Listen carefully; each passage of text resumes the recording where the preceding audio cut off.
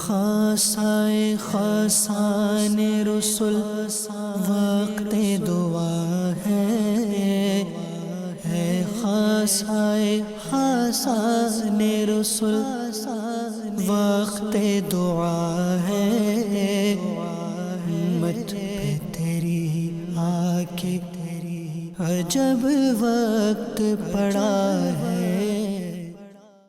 الحمدللہ رب العالمین والصلاة والسلام علی سید المرسلین اما بعد فاعوذ باللہ من الشیطان الرجیم بسم اللہ الرحمن الرحیم الصلاة والسلام علیک یا رسول اللہ وعلی آلک واصحابک یا حبیب اللہ الصلاة والسلام علیک یا نبی اللہ وعلی آلک واصحابک یا نور اللہ۔ مدنی چینل کے ناظرین، پروگرام غفلت میں ہم حاضر ہیں، اور آج کا جو ہمارا موضوع ہے وہ نفسیاتی امراض سے اس کا تعلق ہے۔ اللہ کے آخری نبی صلی اللہ علیہ وآلہ وسلم نے ارشاد فرمایا، تم میں سے قیامت کے روز میرے سب سے زیادہ نزدیک وہ شخص ہوگا جس نے دنیا میں مجھ پر کثرت سے درود پڑھے ہوں گے۔ صلو علی الحبیب صلی اللہ تعالی علی محمد۔ آج کا پروگرام کس اہمیت کا حامل ہے اور اس کی کس قدر امپورٹنس ہے، اس کو سمجھنے کے لیے اور مزید اس پروگرام کی جو واقعی امپورٹنس جس کو ہم کہہ سکتے ہیں، اس کو سمجھنے کے لیے آئیے ایک آپ کو کچھ ویڈیو دکھاتے ہیں۔ نفسیاتی مسائل کو عموماً ہم بیماری کے طور پر نہیں دیکھتے، حالانکہ یہ بھی کسی بیماری کی طرح انسانی صحت کے لیے نقصان دہ ہیں۔ نفسیاتی مسائل آپ کی وقتی طور پر یا مستقل طور پر آپ کی ذہنی حالت کو بیان کرتے ہیں۔ ابتدائی طور پر یہ معمولی ٹینشن، گھبراہٹ یا ہلکا ڈپریشن کی صورت میں سامنے آتے ہیں، لیکن اگر وقت پر ان کا صحیح سدباب نہ کیا جائے تو یہ بڑے نفسیاتی مسائل کی صورت اختیار کر لیتے ہیں۔ دنیا بھر میں حالیہ رپورٹ کے مطابق دنیا میں 1 ارب انسان کسی نہ کسی نفسیاتی مسائل کا شکار ہیں، اور پاکستان میں ان کی تعداد 6 کروڑ کے قریب ہے۔ دنیا میں نفسیاتی مسائل کا شکار سب سے زیادہ نوجوان طبقہ ہے۔ نفسیاتی مسائل کی عمومی وجوہات: اسٹریس یا ذہنی دباؤ یعنی تعلیم یا کام کاج کا، مالی مشکلات، گھریلو جھگڑے، طویل جسمانی بیماری، کسی قریبی کا دور ہو جانا یعنی موت یا دیگر صورتوں میں، معاشرے یا گھریلو طور پر امتیازی سلوک، احساس کمتری، تنہائی۔ نفسیاتی مسائل کے نتائج: معاشرے سے کٹ کر رہنا، نا امیدی، اداسی اور افسردگی، غیر معمولی رویہ، ہر وقت غصے، لڑائی جھگڑے، مسائل سے بھاگنا یا لاپرواہ ہونا، نشے کی لت، خودکشی۔ نفسیاتی مریض کے ساتھ کی جانے والی غفلتیں: اس کے مسائل کو نہ سمجھنا یا ان کے حل میں اس کی مدد نہ کرنا، اسے تنہا چھوڑ دینا، اس پر نظر نہ رکھنا، علاج میں تاخیر، انہیں تانے دینا، ان کے ساتھ جارحانہ رویہ رکھنا، ان سے بہت سی توقعات وابستہ کرنا۔ دنیا میں اس وقت اس کی تعداد بڑھ چکی ہے، اور ایسا لگتا ہے کہ شاید بڑھتی ہی چلی جا رہی ہے۔ تو ہم اس کو 2 حصوں میں یوں بھی لے سکتے ہیں اس پروگرام کو، کہ جو اس مرض کا شکار ہیں، جو یہ کہا جاتا ہے، تو ان کو اس سے کیسے نکالا جا سکتا ہے؟ کیا ان کا نکلنا آسان ہے، مشکل ہے، ان کے ہاتھ میں، کسی اور کے ہاتھ میں؟ ایک تو یہ ہم گفتگو کریں گے۔ دوسرا یہ ہوگا کہ جن کو اللہ تعالیٰ نے اب تک بچایا ہوا ہے، یہ اس مرض میں مبتلا نہ ہوں اور اس سے بچے رہیں، اس کو بھی ہم انشاءاللہ تعالیٰ اپنے پروگرام میں لینے کی کوشش کریں گے۔ ہمارے ساتھ اس وقت ڈاکٹر زیرک ہیں، اور یہ ماہر نفسیات ہیں، یعنی کہ اس فیلڈ کے ہی یہ ڈاکٹر ہیں۔ ڈاکٹر زیرک، میں ابتدا یہاں سے کروں گا کہ اس وقت کافی یہ سنا جاتا ہے جناب نفسیاتی مرض ہے، نفسیاتی مرض ہے، اور سائیکیٹرسٹ جو آپ کا ایک فیلڈ ہے، پہلے مطلب کہ ہڈی کے ڈاکٹر ہیں، آنکھوں کے ڈاکٹر ہیں، دانتوں کے ڈاکٹر ہیں، تو دیگر ڈاکٹر تھے، لیکن آپ کی جو فیلڈ ہے وہ اتنی زیادہ فیمس نہیں تھی۔ لوگ اتنا ہوگی پہلے، لیکن اتنا شہرت نہیں تھی، لوگ اتنے جان پہچان نہیں رکھتے تھے۔ لیکن اب آہستہ آہستہ ایسا دیکھا جا رہا ہے کہ آپ کی جو فیلڈ ہے وہ، اور آپ کا جو ٹائٹل ہے ڈاکٹرز کا، وہ آہستہ آہستہ مشہور ہوتا چلا جا رہا ہے۔ واقعی یہ مرض ہے یا یہ بھی کسی نفسیات سے کھیلا جا رہا ہے؟ اس بات میں ایک تو حقیقت ہے کہ بعض دفعہ کیا ہوتا ہے کہ جوں public understanding, public awareness, public education ہوتی ہے، تو پھر لوگ جو ہے وہ اس کا جائزہ لیتے ہیں اور پھر سمجھنا شروع کرتے ہیں کہ واقعی میرے ساتھ کسی نہ کسی طرح کا مسئلہ ہے. کوئی بھی عام بھی بیماری لے لیں نا، جیسے مثال کے طور پر ہمارے بڑے بوڑھے بولتے تھے کہ ہم نے کبھی پہلے ہارٹ اٹیک کا سنا نہیں تھا. اچھا، یہ ممکن نہیں ہے کہ ہارٹ اٹیک پہلے نہ ہوتے ہوں، ہوتے تھے، لیکن ان کی پبلک ایجوکیشن انڈرسٹینڈنگ نہیں تھی کیا ہوتا ہے. بس یہ کہتے تھے کہ اچانک اس کی وفات ہو گئی. لیکن اب کیونکہ اویئرنیس آ گئی ہے تو کہتے کہ اچھا یہ ہارٹ اٹیک ہے. اسی طرح کینسرز بھی اس سے پہلے موجود ہوتے تھے، ڈاکٹرز کو اس کا علم نہیں ہوتا تھا.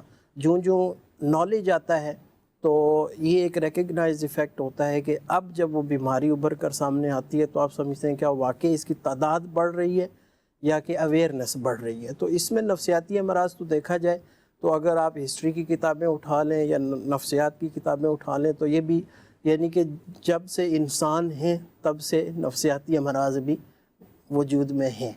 تو اب یہ ہے کہ انفارمیشن شیئرنگ ہے، گلوبلی طور پر کہیں ایک مسئلہ ہوتا ہے تو سب کو پتہ چل جاتا ہے. تو یہ انفارمیشن اور پبلک اویئرنیس کی وجہ سے جو ہے وہ یہ ایسا لگ رہا ہے کہ اب یہ امراض بڑھ چکے ہیں، لیکن یہ ہے کہ کافی حد تک یہ پہلے سے موجود ہے. آپ کو لگتا ہے یہ کوئی سیریس یا سیویئر قسم کا ایشو ہے؟ دیکھیں بالکل ڈاکٹر جی ظاہر ہے کہ اس میں اگر دیکھا جائے کہ امراض یا جسمانی ہوتے ہیں یا ذہنی یا نفسیاتی امراض، اگر اس کی ہم یہ ایک تقسیم کریں تو جسمانی امراض کا جو امپیکٹ ہے نا وہ کم ہوتا ہے، یا وہ لیٹ آن، جیسے کسی کو فالج ہوا تو 60+ میں جا کے اس کا وہ ہوگا، تب تک اس کی پروڈکٹیویٹی ویسے ہی جو ہے وہ اچیو ہو چکی ہوتی ہے.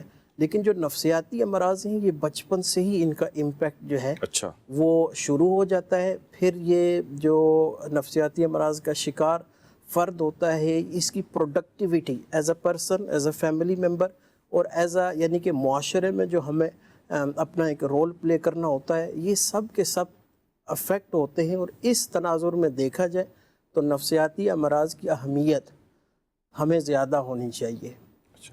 اچھا اب ڈاکٹر صاحب یہ بتائیے کہ یہ جو مرض ہے، اب چونکہ بظاہر تو ایسا خاصی ہے نہیں ہے، نزلہ بھی نہیں ہے کہ پتہ چل جائے، نہ کوئی سا پین ہے کہ پتہ چلے کہ جناب یار یہاں درد ہو رہا ہے وہاں درد ہو رہا ہے. تو کیسے انسان کو پتہ چلے کہ میرا یہ جو ایشو ہے یہ اسٹارٹ ہو رہا ہے؟ اس کو کیسے آپ دیکھتے ہیں؟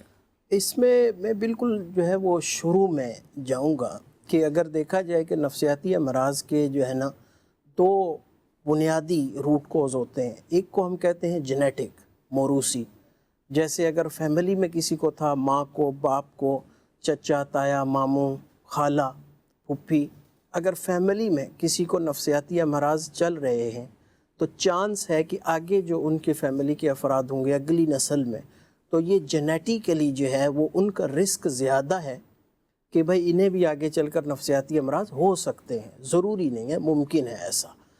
تو جن کی فیملی میں مینٹل ہیلتھ پرابلمز ہو، اب ان کو یہ اویئر ہو جانا چاہیے کہ آگے چل کر جو ہمیں یہ مسئلہ آ سکتا ہے. بچوں کے حوالے سے اس تناظر میں نظر رکھیں.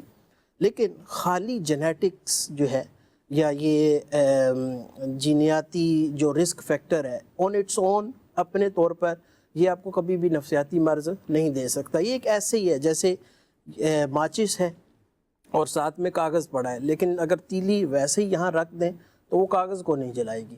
جب تک تیلی کو جلا کر آپ کاغذ کو نہیں لگائیں گے تو کاغذ سمجھ لیں کہ جینیٹک رسک ہے.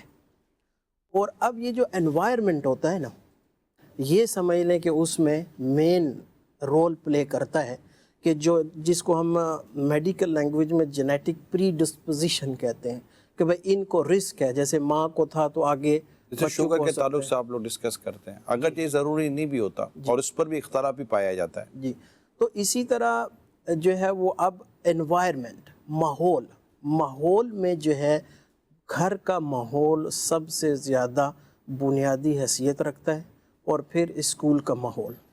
اور گھر میں ظاہر ہے کہ جو بچوں کی پرورش ہوتی ہے اور اس میں انشاءاللہ آگے چل کر ہم مزید اس پر ڈسکس کریں گے، تو بنیادی طور پر یہ ہے کہ جینیٹک اور انوائرمنٹل، کہ گھر میں ہمارا جو ماحول ہے اگر وہ متوازن اور بیلنس نہ ہوا تو اس سے بھی جو ہے وہ. اب میں تھوڑا عبادت سے لیتا ہوں کہ کیا یہ اس مرض جو ہمارے ہیں جیسے بعضوں کا جیسے وسوسہ کہتے ہیں، ایک شخص وضو خانے پہ بیٹھا ہوا ہے، وسوسے کا شکار ہے کہ میرا وضو ہوا ہی نہیں ہے، وضو ہوا ہی نہیں ہے، پانی لگا ہی نہیں ہے، پاؤں رہ گیا، ہاتھ رہ گیا، منہ رہ گیا. اچھا بعضوں کا دو غسل کے لیے جاتے ہیں تو کافی دیر تک وہ تسلی نہیں ہو پاتی. اسی طرح وہ ٹوائلٹ میں جاتے ہیں تو وہاں بھی بعض اوقات ان کو کچھ نہ کچھ تسلیاں نہیں ہو پاتی. اچھا نماز پڑھ رہے ہوتے ہیں تو بھی ان کے اندر اس طرح کی کیفیت چل رہی ہوتی ہے. تو ہم اسے وسوسوں کا نام دیتے ہیں کہ یہ وسوسے جو ہوتے ہیں یہ بہت سارے مسائل کا سبب بن جاتے ہیں. تو جو انسان وسوسوں کا شکار ہوتا ہے تو کیا یہ وسوسوں کا شکار ہونے میں بھی کہیں کوئی نفسیاتی مرض پیچھے سے آپ کو کہیں نظر آتا ہے؟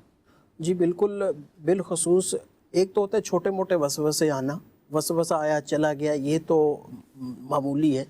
اور اگر آپ کو وسوسے، بعض لوگ ہوتے ہیں تھوڑے ان کو وسوسے زیادہ آتے ہیں جم جاتے ہیں وہ، جس کو ہم بیک گراؤنڈ انگزائٹی بولتے ہیں. لیکن جب تک ان وسوسوں کا آپ کی زندگی پر امپیکٹ نمایاں نہیں ہو جاتا، ان کا اثر آپ کی لائف پر زیادہ نہیں ہو بیٹھے جاتا. رہتے نا تو وضو خانے پر بیٹھے رہتے ہیں، باتھ روم میں بیٹھے رہتے ہیں. یعنی ایک عام آدمی کو ہم ضروری ہے وسوسوں کا شکار ہو. میں ایک جنرل مثال دے رہا ہوں. ایک عام آدمی ہے جو 3 سے 4 منٹ کے اندر بعض اوقات وضو کر کے وہ فارغ ہو جاتے ہیں، پراپر وضو کر لیتے 3 سے 4 منٹ کے اندر. اور ایک شخص ہے کہ جو 10 12 15 منٹ تک وہ وضو خانے سے وہ اس کو سمجھ ہی نہیں آ رہا کہ میرا وضو پورا نہیں ہوا. اچھا عام آدمی باتھ روم میں جاتا ہے، غسل کے لیے جاتا ہے تو 15 منٹ 20 منٹ وہ تو بہت ہوتے ہیں، 10 12 منٹ کے اندر عموماً بندہ غسل کر کے نہا دھو کر باہر آ جاتا ہے. اور کچھ لوگوں کو وہ پانی بہاتے بہاتے ہی ٹینک خالی ہو جائے گا لیکن ان کا دماغ خالی نہیں ہوتا. جی بالکل، یہ ایک مخصوص نفسیاتی مرض ہے. اس کو یہ obsessive compulsive disorder OCD کا نام دیا جاتا ہے. اور یہ تھیراپی کے ذریعے سب سے زیادہ قابل علاج بھی ہے. اچھا جی، تو یہ کیا ہوتا ہے کہ اس میں کرنا کیا ہوتا ہے کہ جیسے ان کو وسوسہ آتا ہے نا کہ میرا یہ ہاتھ نہیں دھلا بالفرض، تو اب وہ کوشش کریں گے کہ نہیں، وسوسے کو جھٹکنے کی کوشش کریں گے خود. یہی لکھا کتاب میں بھی. لیکن کیا ہوتا ہے کہ جب وسوسے کو جھٹکیں گے نا، دوبارہ وسوسہ آئے گا تو اب ان کو گھبراہٹ ہوگی کہ ہو سکتا ہے واقعی نہ دھلاؤ.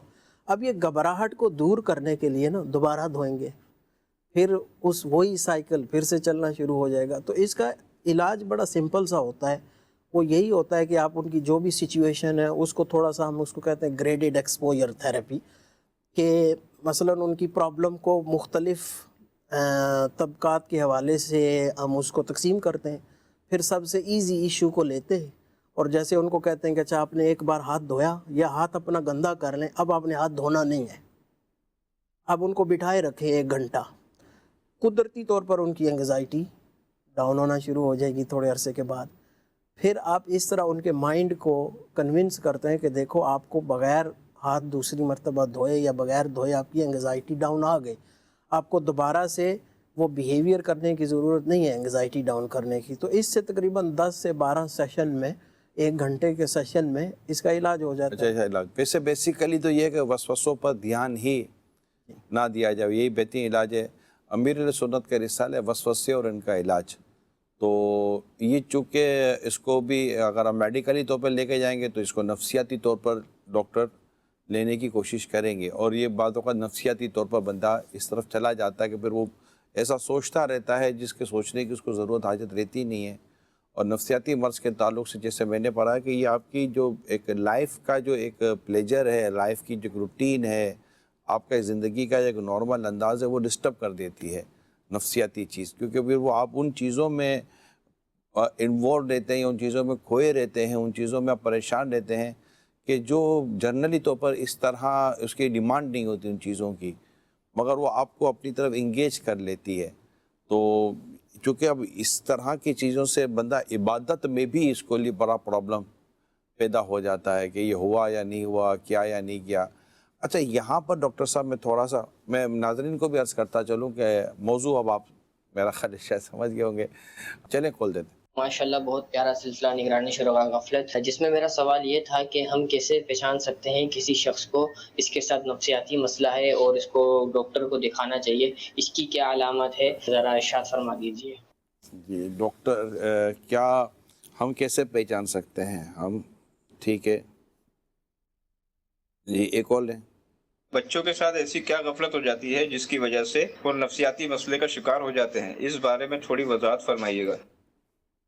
جی ایک اور کال بھی دے دیں.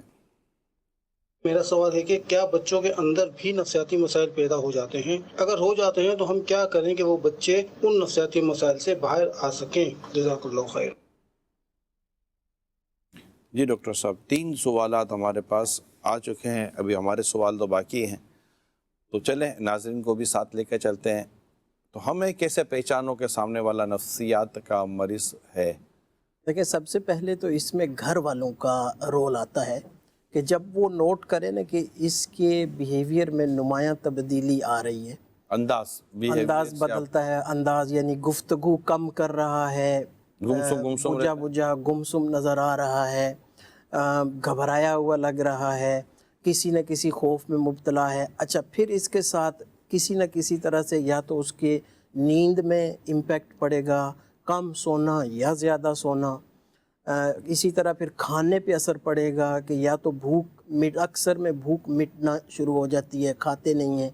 پھر اسی طرح جو اپنا خیال رکھنا ہوتا ہے نا ایک بنیادی طور پر، جیسے صبح بندہ اٹھتا ہے اور وہ اپنا ہاتھ منہ دھوئے گا، دانت صاف کرے گا اور تھوڑا اپنے کپڑے کو صحیح کرے گا، تو اس کو جیسے انگلش میں ہم کہتے ہیں کہ سیلف کیئر یا ہائیجین کیئر، تو اس میں ان کی غفلت ہونا شروع ہو جاتی ہے. اور پھر سوشل انٹریکشن، جیسے دوسروں سے بات چیت، اگر وہ پہلے باہر جاتے تھے تو دوستوں سے ملاقات کرنے تو اب نہیں کر رہے، اگر فون پر دوستوں سے بات کرتے تھے تو اب نہیں کر رہے، اگر فیملی کے ساتھ بیٹھ کر بات کرتے تو اب نہیں کر رہے. پھر اسی طرح اگر وہ کام کرتے ہیں، ذرا میں اس کو یعنی کہ ایڈلٹ کے حوالے سے لوں گا، یعنی کہ جو نوجوان لوگ ہوتے ہیں یا بڑی عمر کے، تو جو کام وغیرہ پہ وہاں پہ ان کا امپیکٹ پڑے گا، پرفارمنس لو ہوگی. اس طرح کی جو ہے نا یہ بنیادی چیزیں ہوتی ہیں کہ نفسیاتی امراض جو ہے وہ آپ کی زندگی پر اس طرح متاثر ہوتے ہیں، آپ اپنا خیال رکھنا کم کر دیتے ہیں، دوسروں سے انٹریکشن کم. ڈاکٹر صاحب آپ جو کہہ رہے ہیں یہ کم زیادہ تو کئی لوگوں میں عادت ہوتی ہے اس طرح کی، کم زیادہ ہوتی ہے، بعض ہوتی ہیں بعض نہیں ہوتی ہیں، کچھ لوگ کر رہے ہوتے ہیں. جیسے ابھی آپ نے جو جتنی ڈیٹیل بیان کی ہیں، ہو سکتا ہے دیکھنے سننے والوں میں سے کئی لوگوں کے یار ان میں سے کئی چیزیں تو ہمارے درمیان بھی ہمیں یار کئی ہمارے درمیان بھی ہے، یہ تو ہمارے ہم کیا سارے نفسیاتی مریض ہیں. یہ بہت امپورٹنٹ پوائنٹ ہے. اور آپ اگر نوٹ کریں تو میں نے کہا تھا کہ کسی کی پرسنالٹی میں چینج، اگر وہ جیسے اکثر ہمیں بھی پتہ ہے کہ کچھ لوگ ہوتے ہیں وہ ہم ان کو بولتے ہیں انٹروورٹ، کہ وہ زیادہ اپنی ہی زندگی میں ایک محدود طور پر رہتے ہیں، لیکن وہ فنکشن سے ہی کر رہے ہوتے ہیں، وہ اپنا خیال بھی رکھ رہے ہوتے ہیں. جہاں تک مطلب پبلک انٹریکشن نہیں ہے ان کا، تھوڑا تھا تنہائی پسند لوگ ہوتے ہیں، تنہائی پسند ہوتے ہیں، لیکن جو انہوں نے جو ان سونا ٹائم پر ہوتا ہوگا، کھانا پینا اوکے ہوگا، فیملی کے ساتھ تھوڑا بہت انٹریکشن ہوگا، جاب ہے تو اس کو صحیح طور پر کر رہے ہوں. مطلب دیگر پرفارمنس اس کی نارمل ہوگی. اب کم بولتا ہے تو ہم بولے گمسم رہتا ہے، اگر لگے اس کو کم بولنے کی نعمت ملی ہوئی ہے. کم بولنا تو ایک نعمت ہے، اگر بیماری وغیرہ ایسی کوئی چیز نہیں ہے تو یعنی ہر چیز کو جو آپ نے علاماتیں بتائی ہیں، اگر انسان اپنی زندگی کے جملہ معاملات کو ایک نارمل وے پہ کر رہا ہوتا ہے اور اس میں پھر یہ لوگوں سے اتنا ملتا جلتا نہیں ہے، انٹریکشن نہیں پیدا کرنا چاہتا، اور اس کی 10 وجوہات ہوتی ہیں کہ بھائی لوگوں میں جاتے ہیں تو گناہوں سے نہیں بچ پاتے، اور مطلب باتیں کرتے ہیں تو غیبتیں ہو جاتی ہیں. تو اس طرح اگر وہ کسی اچھی تھاٹ کی وجہ سے اگر اپنے آپ کو وہ کور کرتا ہے تو یہ تو نفسیاتی مریض نہیں ہوگا، بلکہ یہ تو کہ اچھا، بلکہ لوگوں پر نظر کرتے شاید اس کی نفسیاتی مرض دور ہو جائے، نیک آدمی ہوگا. جو ضروریات زندگی ہوں ان کو پورا کر رہا ہے اور اچھے طریقے سے کر، کپڑے پہننے کا، کھانے پینے کا، چیزیں اٹھانے کا، رکھنے کا انداز، اور مطلب اب سیڑھی اترتے اترتے کھڑا ہو گیا، اترو نہیں اترو، تو گاڑی چلاتے چلاتے رک گیا، اب چلاؤ نہیں چلاؤ، یعنی اگر اس کا بریک لگتا رہے بار بار تو ہم سمجھیں گے کہ یار یہ کچھ آؤٹ آف پریکٹس یا آؤٹ آف روٹین اس کی لائف ہو گئی ہے، تو that means there is some thing in the bottom. اور اس میں تبدیلی آ گئی اور ایک تبدیلی محسوس ہو رہی ہے فیملی والوں کو.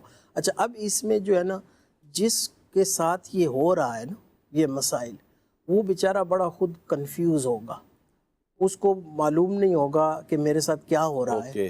اور اب فیملی ممبرز یا جو ان کے قریبی دوست احباب ہوں وہ اس سے ڈسکس کریں کہ دیکھو یہ ہم چینجز نوٹ کر رہے ہیں اور ایسے میں بعض دفعہ کیا ہوتا ہے کہ لوگ مذاق بنانا شروع کر دیتے ہیں کہ یار تجھے کیا ہو گیا ہے، تو کیوں بولتا چلتا نہیں ہے. یہ ایسی باتوں کرنے سے وہ اور مزید جو ہے وہ گھبرائے گا.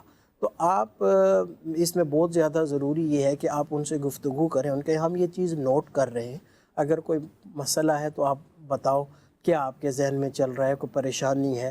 آپ کو تھوڑا بہت ایک اچھے انداز سے اس کو قریدنا پڑتا ہے. تو آپ کی گفتگو سے لگ رہا ہے بیسک تھیراپی یا بیسک حل ایک میری موٹی عقل میں ہے. میں ایز اے ڈاکٹر تو بات نہیں کروں گا آپ سے ڈیفینیٹلی، لیکن چونکہ آپ ڈاکٹر ہیں تو بات کو انڈورس کر سکتے ہیں یا اس کو آپ ڈینائی بھی کر سکتے ہیں.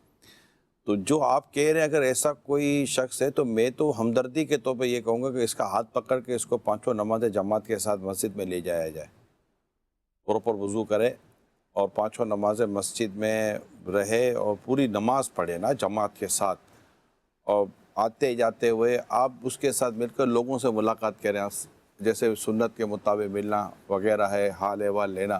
تو لوگ اس سے بھی حال احوال لے رہے ہوں گے، وہ لوگوں سے مل رہا ہوگا. ہو سکتا ہے کہ اس کا یہ پبلک انٹریکشن اور پبلک سے ملنا اور نماز، وضو اور طہارت، پاکیزگی، مسجد کی حاضری اور ایک نماز ہے نا خود ایک بڑی ہی مطلب کہ وہ حاضر کرتی ہے بندے کو نا، کانسنٹریشن نماز کے اندر ہوتا ہے. آپ ہاتھ باندھ کر ایک جگہ دیکھ رہے ہوتے ہیں اور آپ عبادت کر رہے ہوتے ہیں، سجدہ، اور آپ ایک فالو کر رہے ہوتے ہیں امام صاحب اللہ اکبر. تو آپ کو پتہ ہے کہ اس سے ہمارا رکوع میں جانا ہے، اب سجدے میں جانا ہے، اب اٹھنا ہے. تو آپ کے دماغ اور بہت ساری چیزیں آپ کی ایک ساتھ موو کر رہی ہوتی ہیں اور آپ کو پتہ ہے اسٹیپ میں یہ پڑھنا یہ پڑھنا. تو اپنی دماغ کو بڑا حاضر رکھتے ہیں. آپ رکوع میں جا کر سبحان ربی العالی نہیں پڑھتے، سجدے میں جا کر آپ سبحان ربی العظیم نہیں پڑھتے، آپ وہاں اس کی اپنی تسبیح پڑھ رہے ہوتے ہیں. اور تشہد میں بیٹھ کر آپ سورہ فاتحہ نہیں پڑھ رہے ہوتے، آپ کو پتہ ہے یہاں تحیات پڑھنی ہے. اور قیام میں آپ تحیات نہیں پڑھ رہے ہوتے، آپ کو پتہ ہے یہاں سورہ فاتحہ پڑھنی ہے. دماغ کو اتنا مطلب کہ مومنٹ ملتی ہے اور چیزیں اتنی سوچنے کا موقع ملتا ہے اور عبادت کے طور پر ملتا ہے نا، کہ اللہ کی رضا کے لیے اس نے ہم پر نماز فرض کی، ہم نے نماز ادا کرنی ہے. اور ساتھ ہی ساتھ جب آپ اس کو لے کر چلتے ہیں اور جب نماز کا وقت ہوتا ہے، آپ کا وضو نہیں ہوتا، تو آپ بڑے اٹینشن ہوتے ہیں کہ نہیں مجھے وضو کرنا ہے. آئی تھنک اگر ڈاکٹر صاحب اس کو انڈورس کرے، ویسے تو نماز پڑھنی ایک مسلمان پر فرض ہے، ایک عاقل بالغ مسلمان مرد اور عورت پر 5 نمازیں پڑھنی ہیں، اس کو فرض ہیں. لیکن اگر نماز کو ہم اس طرح بھی دیکھتے ہیں کہ نماز کیا کسی ایسے شخص کو جو خدا نخواستہ اس طرف جا رہا ہے، انیشل اسٹیج پر ہے یا اس طرح کی چیزیں ہیں، تو کیا نماز اس کو ان تمام تر چیزوں سے نکالنے میں کس قدر مددگار ثابت ہو سکتی ہے. کیونکہ ڈاکٹر کے پاس جانا تو اپنی جگہ پر ہے، لیکن یہ جو جگہ ہے جہاں جانے کا میں کہہ رہا ہوں، تو کیا ڈاکٹر صاحب یہ کہیں گے کہ کیونکہ ڈاکٹر صاحب ماشاء اللہ دعوت اسلامی سے وابستہ بھی ہیں اور چیزوں کو آئی تھنک کہ بہت اچھی طریقے سے سمجھتے ہیں، تو کیا کہتے ہیں ڈاکٹر صاحب جو میں نرس دیکھیے اس میں بالکل میں نہ صرف انڈورس کروں گا بلکہ میں ود ایویڈنس اس کو انڈورس کروں گا کہ اگر دیکھا جائے تو اس وقت western countries mental health prevention اور مینٹل ہیلتھ ٹریٹمنٹ کے حوالے سے کافی ایڈوانس ہیں. تو مینٹل ہیلتھ پرابلمز، نفسیاتی امراض کو ٹریٹ کرنے کے حوالے سے ایک بہت بڑا فیکٹر سوشل انگیجمنٹ کا ہے، سوشل انگیجمنٹ، کہ بندوں کو گھر سے نکال کر ان کو دیگر افراد کے ساتھ ان کا رابطہ کروایا جائے. اور اس میں جیسے یو کے کی میں مثال دوں تو فنڈڈ پروگرامز ہوتے ہیں کہ گورنمنٹ جو ہے وہ نیشنل ہیلتھ سسٹم کے تحت ان کے امپلائیز ہوتے ہیں جو کہ باقاعدہ ایک مریض کے گھر جائیں گے، ان کو فری بس پاس دیے جاتے ہیں کہ بھائی آپ جو ہے وہ گھر سے باہر نکلیں، دیگر لوگوں کے ساتھ ملیں. اب ہم اس کو اگر اپنے ایک اسلامک پوائنٹ آف ویو سے دیکھیں تو سب سے بہترین جگہ تو مساجد ہیں. حی علی الصلاۃ حی علی الفلاح 5 ٹائم بلا رہا ہے، تو اب 5 ٹائم آتا ہے، لوگوں سے ملاقات کرتا ہے. جمعہ الگ ہے. اب اس میں دعوت اسلامی کا مدنی ماحول لے لیں کہ جس طرح شفقت، محبت، پیار کے ساتھ اسلامی بھائی بات کرتے ہیں تو وہ بہت ساری تو پریشانی آپ کو دور ہو جاتی ہے. اور کافی سارے یہ جو لوگ ہوتے ہیں نا نفسیاتی امراض کے شکار، ان کو یعنی کہ یہ کامن انڈرسٹینڈنگ ہے کہ ان کو پیار محبت اتنا ملا نہیں ہوتا، اور اس میں حقیقت بھی ہے. تو اب جب ان کو کسی نئے ماحول میں پیار محبت شفقت ملتا ہے تو ڈیفینیٹلی اس کی امپرومنٹ ہوتی ہے. روحانی طور پر بھی نماز کی جو آپ کو بلیسنگز ملیں گی، یہ بذات خود جو ہے آپ کی مینٹل ہیلتھ کو تقویت دے گی. اور اسی طرح پھر دیکھیں میں بعض دفعہ دعوت اسلامی کے مدنی ماحول میں جو کام ہوتے ہیں ان پر غور کرتا ہوں، اسی نفسیاتی پوائنٹ آف ویو سے کے حوالے سے، اور امیر اہل سنت کی فراست پہ جو ہے وہ غور کرتا ہوں کہ اگر کوئی ہفتہ وار اجتماع میں آئے، ہر ہفتے نماز با جماعت پڑھے، مہینے میں 3 دن مدنی قافلے میں سفر کرے، تو انشاءاللہ العزیز اگر وہ ان آتا ہے اور سیکھتا ہے اور عمل جو وے ہے جی پراپر وے پر چلتا سیکھتا ہے اور عمل کرتا ہے، تو میں ود کانفیڈنس کہہ سکتا ہوں کہ انشاءاللہ اگر وہ نفسیاتی امراض کا شکار ہے تو دوائی سے زیادہ ان کو فائدہ ہوگا اس میں، اور لانگ ٹرم بھی فائدہ ہوگا۔ بلکہ کئی امراض اصل میں جیسے بھی ڈاکٹر صاحب نے کہا نا، میں مزید کالز کی طرف بھی جاتا ہوں اور بھی سوالات تھے، جیسے ڈاکٹر صاحب نے کہا نا کہ وہ بسا اوقات ان کو ایسا فیل ہوتا ہے کہ ہم کو وہ پیار اور محبت اور وہ اپنائیت نہیں مل رہی، تو اس میں سم ٹائم کیونکہ اس کا خود ایک ایٹیٹیوڈ تبدیل ہو چکا ہوتا ہے جو اس طرح کے پرابلمس میں آتا ہے، تو عام آدمی اس چینج رویے کو قبول نہیں کر پاتا، کیونکہ وہ خود ہی گمسم رہتا ہے، تو وہ لوگوں سے وہ اس طرح وہ نہ مسکرا کر منہ دے رہا ہوتا ہے، نہ وہ آگے بڑھ کر بات کر رہا ہوتا ہے، نہ وہ خندہ پیشانی سے مل رہا ہوتا ہے، تو اس کو بھی سامنے سے وہ رسپونڈ نہیں مل رہا ہوتا۔ اب چونکہ آٹومیٹیکلی اس نے اپنے مائنڈ میں ایک بات بٹھائی ہوئی ہے کہ مجھے چونکہ یہ سب ملتا نہیں ہے لہذا میں پھر ایسا ہو گیا ہوں، تو چونکہ اس کا اپنا رویہ بھی اس طرح کا ہوتا ہے، اور جب پھر ایسے لوگ، ایسا نہیں کہ 100% وہ گھر میں رہتے ہیں، پھر ان کو اپنے جیسے لوگ مل جاتے ہیں۔ اگر خدا نہ خواستہ وہ نشے کا عادی ہو گیا تو وہ نشائی لوگوں میں رہے گا، وہ کسی اور اس طرح کے لوگوں کا عادی ہو گیا تو وہ انہی میں رہے گا، پھر وہ مطلب مل جاتے ہیں بعض اوقات۔ وہ اب جیسے ایک کوے اور کبوتر میں دوستی ہو گئی تو کسی نے کہا یار کوّا اور کبوتر کیسے ساتھ ہوتے ہیں، ان میں تو کوئی یکسانیت نہیں ہے، اور دوستی کے لیے کچھ نہ کچھ آپس کی یکسانیت کا ہونا ضروری ہوتا ہے، ایٹیٹیوڈ کے اندر کوئی ایک جیسا ہوتا ہے، سوچ ایک جیسی ہوتی ہے، کوئی نہ کوئی انداز ایک جیسا ہوتا ہے جس سے دوستی ہو جاتی ہے۔ تو اب دونوں کی دوستی کیسے ہو گئی ہے کوے اور کبوتر کی، لیکن جب قریب جا کر دیکھا تو یہ پتہ چلا کہ دونوں لنگڑے تھے، کبوتر بھی لنگڑا تھا، کوا بھی لنگڑا تھا، تو لنگڑے پن نے ان کی دوستی کرا دی، حالانکہ دونوں الگ الگ ہیں، کوا الگ ہوتا، کوا میں رہتا ہے، کبوتر کبوتر میں رہتا ہے، مگر دونوں ایک ساتھ رہنے لگے، مگر دونوں کی دوستی کی وجہ کیا بنی؟ لنگڑا پن، وہ بھی لنگڑا یہ بھی لنگڑا، چل بھائی دونوں اپنے لنگڑے، ٹھیک ہے نا، دنیا بولتی رہے کوا کبوتر ساتھ ساتھ۔ تو آپ دیکھیں مطلب کہ نمازی کو نمازیوں کی دوستی اچھی لگتی ہے، بے نمازیوں کو بے نمازیوں کی دوستی اچھی لگتی ہے، یہ ہمارے یہاں ایک نیچر بن رہا ہو۔ تو اگر خدا نہ خواستہ آپ اس طرح کی کسی عادت کا شکار ہیں تو آپ کو پھر ایسے ہی لوگ زیادہ آپ کو لگیں گے، یا جو اپنے کو بولے گا ہی نہیں، ورنہ عام آدمی ویسے بسا اوقات ایسا ہوتا ہے کہ جب آپ جاتے ہیں تو وہ کہتے ہو کہ یار کیا چپ چپ بیٹھا ہوا ہے، کیا گمسم بیٹھا ہوا ہے، کیا یہ نہیں کر رہا ہے، کیا وہ نہیں کر رہا، تو اس سے بھی آپ کو خوف ہوتی ہوگی کہ یار یہ بار بار میرے کو ٹوکتا ہی رہتا ہے۔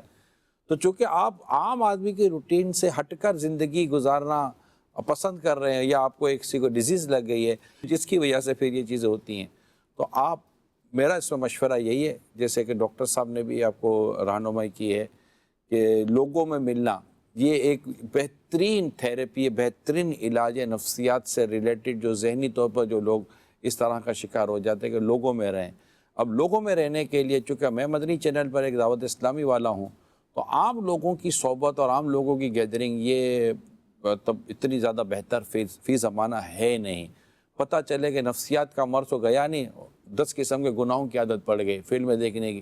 بعض اوقات ایسے لوگوں کو لوگ فلمیں دے دیتے، مجھے ماضی کا پتہ ہے، ایک آدمی فارغ ہے کہ آتا جاتا نہیں ہے، اس کو فلموں کی کیسٹ بھجوا دو، تو یہ مجھے پریکٹیکل اس کا پتہ ہے کہ لوگ کس طرح پہلے بہت، اب تو کیسٹوں کا تو شاید ٹائم ختم ہو گیا میرا خیال ہے، جو پہلے VCR کی نا، اب کیسٹیں تو نہیں ہے نا، وہ اتنی بڑی بڑی آتی تھی، اب وہ نہیں ہے، لیکن ہمیں ماضی کا پتہ ہے کہ لوگ کس طرح کیسٹیں دے دیا کرتے تھے، 6 7 10 12 کیسٹیں، یار دیکھنا یار تم نکلنا نہیں ہے گھر پر تو بیٹھے رہو فلمیں دیکھتے رہو۔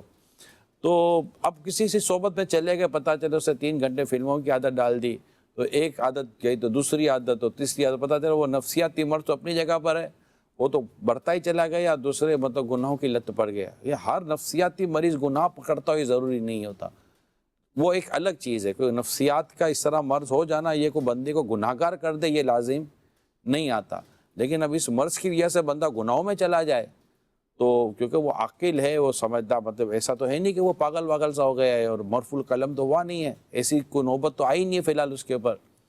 تو میری درخواست یہی رہے گی فیملی ممبر سے بھی کہ ایسوں کو آپ دعوت اسلامی والوں کے ساتھ عاشق رسول کی صحبت میں ڈالیں، تاکہ ان کو اجتماع میں بھی لے کے جائیں. ماشاءاللہ میں نے دیکھا ہمارے اسلامی بھائیوں کو شفقت دیتے ہیں, محبت دیتے ہیں, پیار دیتے ہیں. بالکل غیر ہوتا ہے لیکن سگے بھائیوں سے بڑھ کر اس کو پیار مل رہا ہوتا ہے. اس کو ساتھ لے جاتے ہیں, ساتھ خالی ایک بار ہم کہہ دیتے بیٹا ذرا خیال رکھ لینا, تھوڑا سنبھال لینا.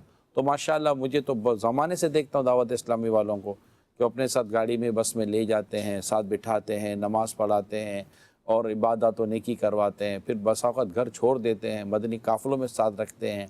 اور ماشاءاللہ کہہ سکتے ہیں کہ شاید ڈاکٹر اتنی جلدی آپ کا علاج نہ کر سکے جتنی جلدی علاج آپ کا دعوت اسلامی کا دینی کام میں رہنا آپ کو درست کر سکتا ہے. ڈاکٹر صاحب آگے بڑھتے ہیں. انہوں نے کہا کہ بچوں کے ساتھ جو کیسی کیا غفلت ہوتی ہے جس سے وہ نفسیاتی مرض میں مبتلا ہو جاتا ہے. اس میں چند بنیادی اگر میں کہوں نا اگر ایک فارمولہ بیان کر دوں کہ بچے ہوں یا بڑے ہوں تو جو نفسیات کا مطلب ایک انڈرسٹینڈنگ ہے کہ ہمارے اندر جو ہے نا ایموشنز فیلنگز تھاٹس آتی ہیں. سب سے پہلے بچے کے ذہن میں بھی تھاٹ آتی ہے تو وہی کچھ کرتا ہے کہ سوچ آتی ہے کہ مجھے یہ کرنا ہے. اب جب اس کے اندر ایک تو تھاٹس ہوتی ہیں کہ مجھے یہ کرنا ہے یا یہ نہیں کرنا. اب جو آپ کی عمر بڑھتی جاتی ہے تو آپ کے اندر فیلنگز آنا شروع ہوتی ہیں کہ سوچتا ہے بندہ. کچھ اچھی سوچیں ہوتی ہیں, کچھ نیگیٹو سوچیں ہوتی ہیں. اچھی سوچوں میں آپ خوش ہوتے ہیں, نیگیٹو سوچوں میں آپ جو ہے وہ خوش نہیں ہوتے. تو اب یہ جو ہماری تھاٹس ہیں یہ ہماری ایموشنز یعنی فیلنگز کو جو ہے وہ پروان چڑھاتی ہیں. اب فیلنگز پر نا ہمارا بیہیویئر چلتا ہے. اگر میں غصے میں ہوں تو میرا بیہیویئر کیا ہوگا, اگر میں خوش ہوں تو میرا بیہیویئر کیا ہوگا. تو ہماری جو ایموشنز ہیں, ہماری فیلنگز, ہمارے جذبات, ہمارے احساسات, یہ ہمارے بیہیویئر کو ڈرائیو کرتے ہیں. اب بچوں میں بالخصوص یہ ڈائریکٹ ہوتا ہے کہ جیسے ہی ان کو کوئی ایموشن آئی, احساس ہوا, انہوں نے وہیں جو ہے وہ بیہیویئر کرنا ہوتا ہے. بھوک لگی ہے تو کھانا ہے, پیشاب آیا ہے تو پارٹی کرنی ہے, اچھا پیاس لگی ہے تو اگر غصے سے کوئی چیز حاصل ہوتی ہے تو اس وقت چیخنا چلانا شروع کر دینا ہے. تو اب جو بڑے ہوتے ہیں, والدین ہوتے ہیں یا دیگر جوائنٹ فیملی میں جو رہتے ہیں, ان کو اب بچوں کی فیلنگز کو لے کر اور ان کی فیلنگز کو مولڈ کرنا ہوتا ہے اور ان کی فیلنگز کا خیال رکھنا ہوتا ہے. اچھا اب جیسے ایک بڑا ہے, مثال کے طور پر ماں کی مثال لے لیتے ہیں کہ ماں کو پتہ ہوتا ہے کہ اگر اس وقت میں نے بچے کو یہ چیز نہ دی تو اب یہ روئے گا. اچھا اگر وہ تو دینے والی چیز ہے تو دے دیں, نہیں دینے والی چیز تو اس کا کسی نہ کسی طرح الٹرنیٹیو طریقے سے آپ بچے کو یعنی کہ اینگر, غصے میں آنے سے پہلے ہی اس کا یعنی کہ ایموشنز نیوٹرلائز کر دیں. اگر وہ غصے میں آنے والا تھا تو ایسی ایموشنز دے دیں جس سے وہ ہیپی ہو جائے تو اس کا وہ بیڈ بیہیویئر نہیں ہوگا. اب جتنے بیڈ بیہیویئر کی ایپیسوڈز کم ہوں گی اتنا گھر کا ماحول جو ہے وہ اچھا رہے گا, اتنا ماں کا بچے کے ساتھ بانڈ بڑھے گا. ظاہر ہے ماں کے اوپر بھی کافی سٹریس ہوتے ہیں. اب اگر بچہ بار بار رو رہا ہے, چیخ رہا ہے, چلا رہا ہے تو مار پیٹ کرتا رہتا ہے, ہاتھ چلاتا رہتا ہے, یہ پھینک وہ پھینک, یہ چڑھ وہ اتر, یہ الٹا سیدھا کرتا رہتا ہے.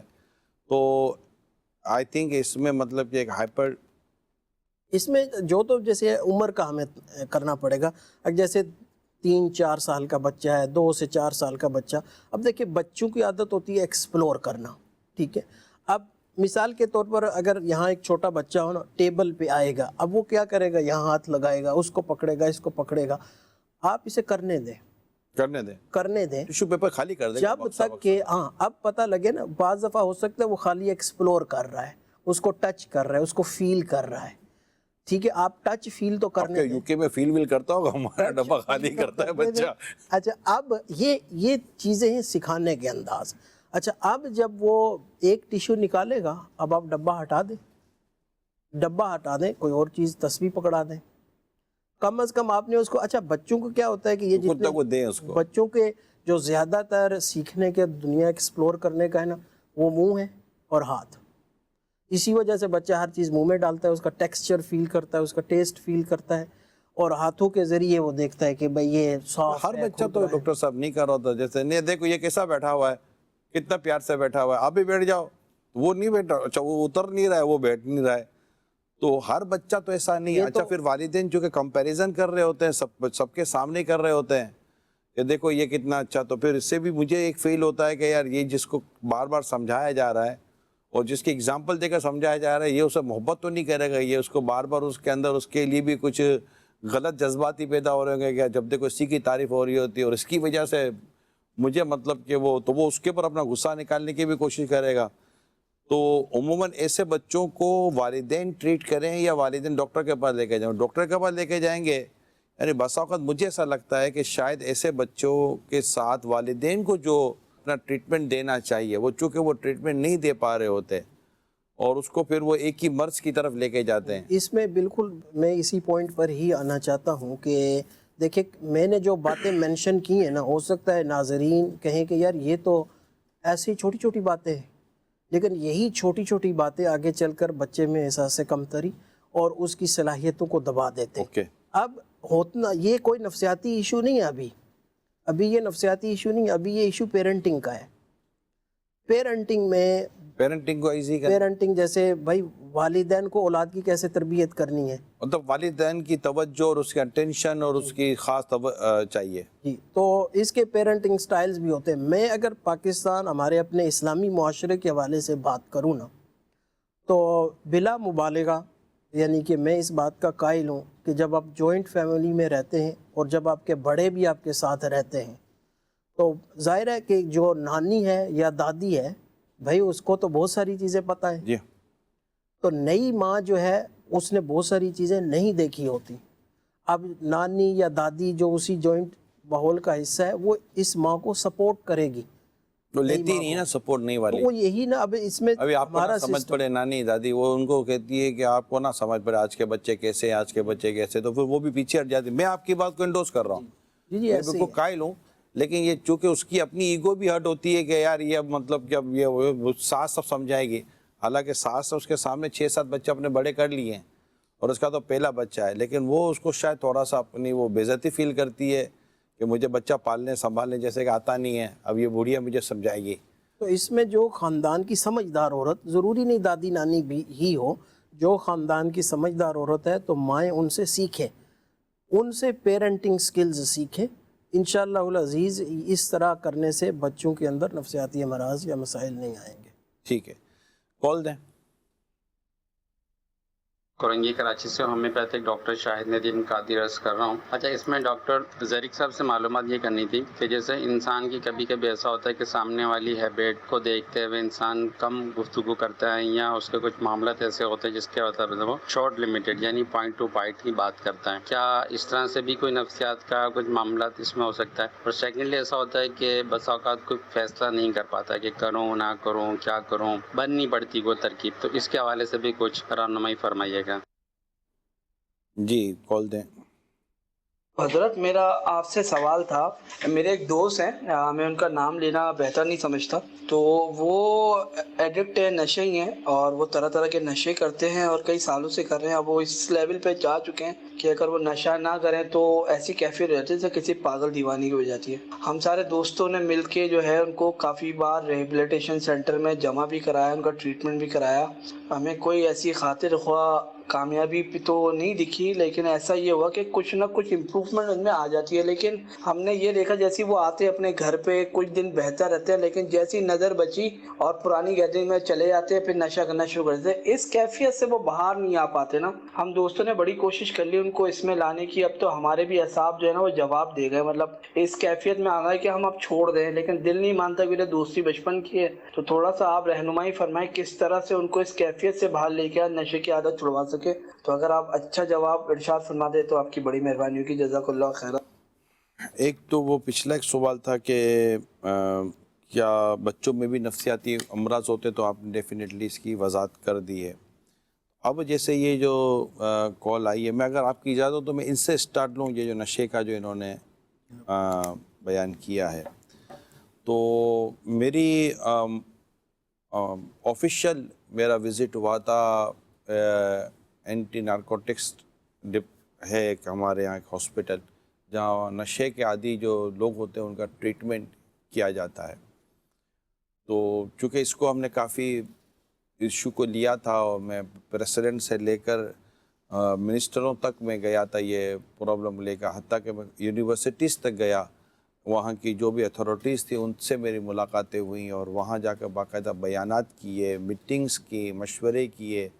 میں نے انڈیویجول ملاقاتیں کی ہیں جو باقاعدہ جن کو مطلب وفاقی گورنمنٹ کے وفاقی طور پر جن کی ذمہ داری تھی کہ وہ ان چیزوں کی روک تھام کریں. کیونکہ ہم دعوت اسلامی کے ہمارا ایک اپنا ایک مزاج ہے دعوت اسلامی کا کہ ہم نیکی کی دعوت دینے اور برائی سے منع کرنے کا ایک کام کرتے ہیں، اور اس کا ایک اپنا ایک وے ہے کہ جو اس کے لوگ ہیں ان تک جا کر بات کرے بھائی یہ ہے، اور اس کا ہم اپنی جو سیکھا سمجھا یا جو آیا وہ ہم نے ان کے ہمیں طریقہ رکھا. تو چونکہ اس کو کافی ٹائم تک چلا تو پھر مجھے باقاعدہ آفر بھی ہوئی کہ فلاں جگہ جا کر وزٹ کریں. تو میں نے ایک ایسے ہاسپٹل کا جا کر وزٹ کیا جو شاید سیمی گورنمنٹ ہو سکتا ہے کہ اس طرح کا ٹریٹمنٹ چلتا ہو. تو وہاں جا کر میں نے دیکھا کہ چھوٹے بچوں سے لے کر بڑوں تک، یعنی کہہ سکتے ہیں کہ 10-12 سال 17-18 سال کے نوجوانوں سے لے کر 40-45 سال تک کے لوگوں کو میں نے وہاں دیکھا کہ وہاں پر یہ الگ الگ وارڈ میں ان کا علاج چل رہا ہوتا ہے. پھر ہماری ایک میٹنگ ہوئی، آپس میں ہم بیٹھے تھے تو ان سے یہی بات ہوئی کہ یہ نشے کی عادت ان کی وہاں نکل جاتی، جیسا کہ ابھی آپ نے فرمایا کہ وہ ہو جاتا ہے، کیونکہ وہاں ان کو وہ چیز پرووائڈ نہیں ہوتی، اور پھر وہاں پر ان کی کچھ ہیلتھ کے جو مسائل اس کو حل کیا جاتا ہے. تو ایک ماحول بنا ہوا ہوتا ہے اور ایک نظر میں ہوتے ہیں، کہیں آ جا نہیں سکتے، ان کے پاس کوئی آ جا نہیں سکتا. تو وہ چیز جب ان سے دور ہوتی ہے تو وہ آہستہ آہستہ آہستہ آہستہ اندر سے ایک شروع میں ان کو کافی تکلیف ہوتی ہوگی کہ وہ نشہ کی ایک ان کی طلب ہوتی ہوگی، اور آہستہ آہستہ وہ طلب بھی وہ جو جس کی وجہ سے طلب ہوتی ہوگی وہ کیمیکلز بھی ہو سکتا ہے باہر نکل جاتے ہوں، مادہ باہر نکل جاتا ہو، واٹ ایور، ایک میرا ایک اپنا اندازہ ہے. تو پھر وہ سیٹ ہو جاتے ہیں کسی حد تک. اب پرابلم یہ ہے کہ جب یہ دوبارہ اپنے علاقوں میں جاتے ہیں، اپنے شہر میں اپنے علاقے میں جاتے ہیں، تو وہاں پر تھوڑے عرصے کے بعد دوبارہ یا تو یہ اس گیدرنگ کی طرف چلے جاتے ہیں یا وہ خود، کیونکہ یہ پوری ایک مافیا ہے، ایک پوری ایک مافیا ہے، اور یہ ایک اس کا کسٹمر تھا جو ہاسپٹل چلا گیا. تو مطلب جس طرح لوگ آپ کو چیزیں بیچنے کے لیے آپ کو ڈھونڈ رہے ہوتے کہ ایک بار آپ کسی سے کوئی چیز لے لو، اخبار والے سے اخبار لے لے، تو وہ ہر بار آ کر آپ کو اخبار آفر تو کرتا ہی ہے نا، کہ اس کو پتہ ہے کہ یہاں اخبار پڑھا جاتا ہے. تو جب ایک گھر کا پتہ ہے کہ یہاں پر ایک ایسا لڑکا یا نوجوان یا شخص تھا کہ جو ہم سے نشہ لیتا تھا، تو وہ ان کی تو ایک سیل تھی نا، ان کا ایک کسٹمر تھا، کنزیومر تھا جو ان کا چلا گیا. ان کو تو اس سے کوئی مطلب نہیں ہے کہ اس کی زندگی گزرتی ہے، اس کی جوانی برباد ہوتی ہے، اس کا گھر برباد ہوتا ہے، اس کی دنیا اور آخرت داؤ پہ لگتی ہے. ان بے ضمیر لوگوں کو ان سے کوئی سروکار نہیں ہوتا. یہ بے ضمیر قسم کے لوگ ہیں، یہ بے شرم قسم کے لوگ ہیں، یہ بے حیا قسم کے لوگ ہیں. یہ مطلب کہ ہمارے معاشرے کو برباد کر دینے کا جیسے انہوں نے ایک تہیہ کیا ہوا ہے، اور پھر ان کی باقاعدہ سرپرستی وہ لوگ بھی کرتے ہیں جنہیں باقاعدہ ان کو ختم کرنے کی ذمہ داری دی گئی ہے. میں جنرل بات کر رہا ہوں، 100% ایسا ہو یہ ضروری نہیں ہوتا کہ سرپرستی ہر کوئی کرتا ہو. تو ان کے چونکہ بیک اپ بڑا ان کا مضبوط ہوتا ہے، تو یہ سارا، کیونکہ ایک عام آدمی کو پتہ چل جاتا ہے کہ مجھے یہ نشہ کہاں سے ملے گا، تو کیا ایڈمنسٹریشن کو نہیں پتہ چلتا ہوگا کہ یہ نشہ کہاں سے ملتا ہے؟ ڈیفینیٹلی یہ کوئی مطلب 2-4 والی باتیں، بیوقوف بنانے والی باتیں ہیں کہ جناب کچھ پتہ نہیں چلتا. تو ایک عام آدمی کو پتہ چل جاتا تو وہ اس کو ڈھونڈ لیتے ہیں، اور ڈھونڈ کر پھر اس کو ڈائریکٹلی نشے کا عادی نہیں بنائیں گے، اس کو پھر سگریٹ کی طرف لے کر جائیں گے، آہستہ آہستہ اپنی گیدرنگ کی طرف لے کے جائیں گے. پھر اس کو مفت میں 1-2 ٹیسٹ کروائیں گے، اور پھر وہ آہستہ آہستہ دوبارہ عادی بنے گا، اور یوں پھر بدقسمتی کے ساتھ یہ اس نشے کا عادی دوبارہ اس کو بنا دیا جاتا ہے. تو ہم نے جب میں اپنے اسلامی بھائی کے ساتھ وہاں گیا تھا تو میں نے ان کو آفر کی تھی کہ ان کے اس ہاسپٹل میں مسجد تھی، میں نے کہا میں یہاں پر آپ کو اپنے مبلغین دے دیتا ہوں. یہ میں آفر کرتا ہوں ڈائریکٹلی ہر ایک ادارے کو، ڈائریکٹلی مدنی چینل پہ میں ڈائریکٹ آفر کر رہا ہوں، اور میں ان کو آفر کر چکا تھا، لیکن آئی ڈونٹ نو وائی کہ کچھ امپلیمنٹ کیوں نہیں ہو پاتا.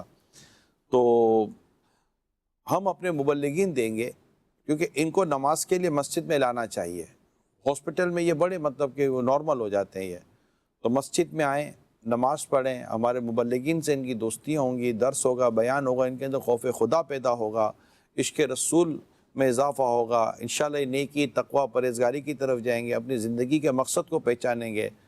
اور جب یہ 5 مہینے 6 مہینے عموماً ان کا ٹریٹمنٹ چلتا ہے، 3 مہینے 5 ماہ 6 ماہ تک ان کو وہاں رکھا جاتا ہے. جب وہ وہاں سے دوبارہ اپنے علاقے میں جائیں گے تو یہ ایک نارمل زندگی گزارنے کی پوزیشن میں ہوتے ہیں. اب صرف ان کو پک کرنے کی دیر ہے. فیملی نہیں پک کر پاتی کیونکہ وہ دن رات نظر تھوڑی رکھتی ہے. تو میں نے ان کو یہ مشورہ دیا تھا کہ جب یہ اپنے علاقے میں جائیں گے تو ہمارے مبلغ اس علاقے میں موجود ہمارے مبلغین کو کانٹیکٹ دے دیں گے کہ یہ فلاں آ رہے ہیں, آپ ان سے رابطہ کر لیں. اب چونکہ جاتے ہی وہ کوئی نوکری یا کوئی اس طرح کی چیزوں مصروف عموماً ہو نہیں جاتے, اور ہونا بھی نہیں چاہیے, ورنہ دوبارہ ان کو وہ چیز مل جائے گی. وہیں پر ہمارے مبلغین ان کو لے کر 1 ماہ کے مدنی قافلے میں لے جائیں, کیونکہ اب وہ نشے کا عادی نہیں ہے, وہ نارمل پرسن ہے, اور ان کو ایک ایسی جگہ لے جائے جہاں اپروچ ہی نہیں ہوتی عام آدمی کی. وہ جب دعوت اسلامی کے 1 ماہ کے مدنی قافلے میں عاشق رسول کے ساتھ رہے گا اور نیکی کی دعوت دے گا, ہاسپٹل میں تو نہیں کر سکا وہی سب کچھ, لیکن ایک پریکٹیکل لائف کی طرف آئے گا. میں اللہ کی رحمت پر نظر رکھ کر کہتا ہوں کہ اگر دعوت اسلامی کا یہ سلسلہ ہو جائے, جبکہ وہ نشے کا عادی نہیں, اب میں اس صورت میں کہہ رہا ہوں, ورنہ تو ہمارے لیے ایشوز ہو سکتے ہیں. تو یہ مطلب انشاءاللہ امید ہے کہ یہ ایک صاف ستھرا نیک, اللہ نے چاہا تو باشرع اور ایک متقی پرہیزگار بن کر اگر اپنے والدین کو مل جائے تو بتائے کیا بات ہے مدینے کی. پھر انشاءاللہ اس کو اس گیدرنگ کی طرف جانے کا موقع ہی نہیں ملے, کیونکہ اس کی صحبت بدل چکی ہوگی, اس کی دوستیاں چینج ہو چکی ہوں گی, اس کا ماحول بدل چکا ہوگا. اب اس کو ان لوگوں میں نہیں, ان کو یہاں اس کا مقصد ہوگا, وہ فجر میں جائے گا, درس دے گا, بیان کرے گا, وہ سارا اس کا ماحول تبدیل ہو جائے گا, بلکہ اللہ نے چاہا تو آگے جا کر وہ بچانے والا بن جائے گا. تو یہ ایک وے ہے جس کو مطلب میں نے اس سے پہلے بھی مدنی چینل پر ڈسکس کیا ہے. تو جو آپ بیان کر رہے ہیں, تو میرا خیال ہے کہ میری اس پوری ڈیٹیل کے اندر آپ کے اس پورے سوال کا ایک طرح سے جواب بھی ہے, حل بھی ہے, اور یہ کہ دعا کرتے رہیں کہ اللہ نے چاہا تو اسی کو ثابت بن جائے گی. مزید اگر اس کو ڈاکٹر صاحب اپنے میڈیکل لینگویج میں درست کرنا چاہیں. میں اس میں دیکھیں, جب کوئی بھی نشہ ہوتا ہے نا تو اس میں 2 طرح کی ڈیپینڈنس ہوتی ہے. ایک ہوتی ہے فزیکل ڈیپینڈنس اور ایک ہوتی ہے سائیکولوجیکل ڈیپینڈنس. فزیکل ڈیپینڈنس کا کیا مطلب ہوتا ہے کہ جب وہ ڈرگ آپ کے دماغ میں جاتی ہے نا تو آپ کے دماغ کو سٹیمولیٹ کرتی ہے. اب جب ڈرگ کے لیول کم ہوتے ہیں نا تو اب آپ کا دماغ ڈیمانڈ کرتا ہے کہ مجھے وہ ڈرگ ملے. اب جب ڈرگ نہیں ملتی تو آپ کو ودڈرول سمٹمز آتے ہیں, جیسے وہ مچھلی نہیں تڑپتی, کسی کو جو ہے وہ مسلز جو ہے وہ ایک پین کریں گے, کسی کو سردی لگے گی. اب یہ فزیکل ڈیپینڈنس ہوتی ہے. تو جب ان کا ہاسپٹل میں علاج ہوتا ہے 3 مہینے 6 مہینے جتنی دیر, تو فزیکل ڈیپینڈنس ختم ہو چکی ہوتی ہے. اب جو پیچھے چیز رہتی ہے وہ ہے سائیکولوجیکل ڈیپینڈنس. سائیکولوجیکل ڈیپینڈنس یہ کہ یار مجھے اس چیز سے نا اچھا فیل ہوتا تھا, تو مجھے یہ چیز دوبارہ کرنی چاہیے. تو اب اس کا الٹرنیٹیو آپ ان کو اور چیزیں دیں کہ جن سے ان کو جو ہے وہ خوشی محسوس ہو, ریوارڈ فیل ہو. اور واقعی جیسے آپ نے کہا کہ اگر اب ان کا ذہن یوں بن جائے کہ یار میں اللہ کو راضی کر کے جو خوشی حاصل کر سکتا ہوں, اور یہ ریپلیسمنٹ ہو جائے, تو انشاءاللہ سائیکولوجیکل ڈیپینڈنس بھی ختم ہو جائے گی. اور یہ جو دوست ہیں, میں 2 چیزیں ان کے لیے بھی عرض کرنا چاہوں گا کہ سب سے پہلے کہ جیسے اب ان کا اپنے دوست کے ساتھ تجربہ ہوا, تو یہ اس کو یوٹیلائز کر کے اپنے فیملی ممبر اور دیگر دوستوں کو جن کے بچے ہیں ان کو ایجوکیٹ کریں کہ دیکھیں آپ اپنے بچوں کو, تاکہ پریونشن ہو سکے آنے والوں کی, کہ ایسی صورت میں پریونشن ہی بیسٹ کیور ہے. اور دوسرا کہ رسک فیکٹرز ہوتے ہیں نا, کچھ ٹریگرز ہوتے ہیں کہ جو اب ان کو ٹریگر کریں گے کہ یہ دوبارہ لیں. ان میں سے ایک آپ نے مینشن کیا کہ جیسے رابطہ ڈرگ مافیا والوں کے ساتھ, بلکہ وہ ان کو ڈھونڈیں گے ان کو. اور اسی طرح کچھ اور فیکٹرز ہوتے ہیں جیسے پریشانی آ گئی تو اب یہ اس طرف جائیں گے. تو میرے خیال میں جو آپ نے 12 ماہ کا بھی اگر مدنی قافلہ کہ دیکھیں یہ لوگ ایک حوالے سے بالکل ناکارہ ہو چکے ہیں. اگر یہ 12 ماہ کے بھی مدنی قافلے میں جاتے ہیں تو انشاءاللہ یہ معاشرے کا بڑا ریسپیکٹیبل پرسن بن جائے گا, اور اس کی مثالیں موجود ہیں. مگر میں یہ ضرور توجہ دلاؤں گا ہمارے ان دوستوں کے بھی کہ میں نے جو مطالعہ کیا وہ یہ بھی ہے کہ بچانے کے چکر میں خود ہی پھنس گئے, کہ بعض اوقات بندہ بچانے میں جاتا ہے اور خود ہی پھنس جاتا ہے. تو یہ رسک فیکٹر ہے, اس سے خود کو بچانے کی ہی صورت ہونی چاہیے. ایسا نہ اللہ نہ کرے آپ اس کو بچانے جائیں اور خود ہی بندہ عادی بن جائے. یہ باقاعدہ میں نے پڑھی ہیں یہ باتیں. تو اللہ خیر کرے, اور خود کو بھی محفوظ رکھنا ہے اور ایسی جگہ جانے سے بھی بچنا ہے کہ جہاں پر بندہ مطلب کہ جائے اور ایسا نہیں اللہ نہ کرے کہ, کیونکہ یہ ظالم لوگ ہوتے ہیں جو نشہ پرووائڈ کرتے ہیں.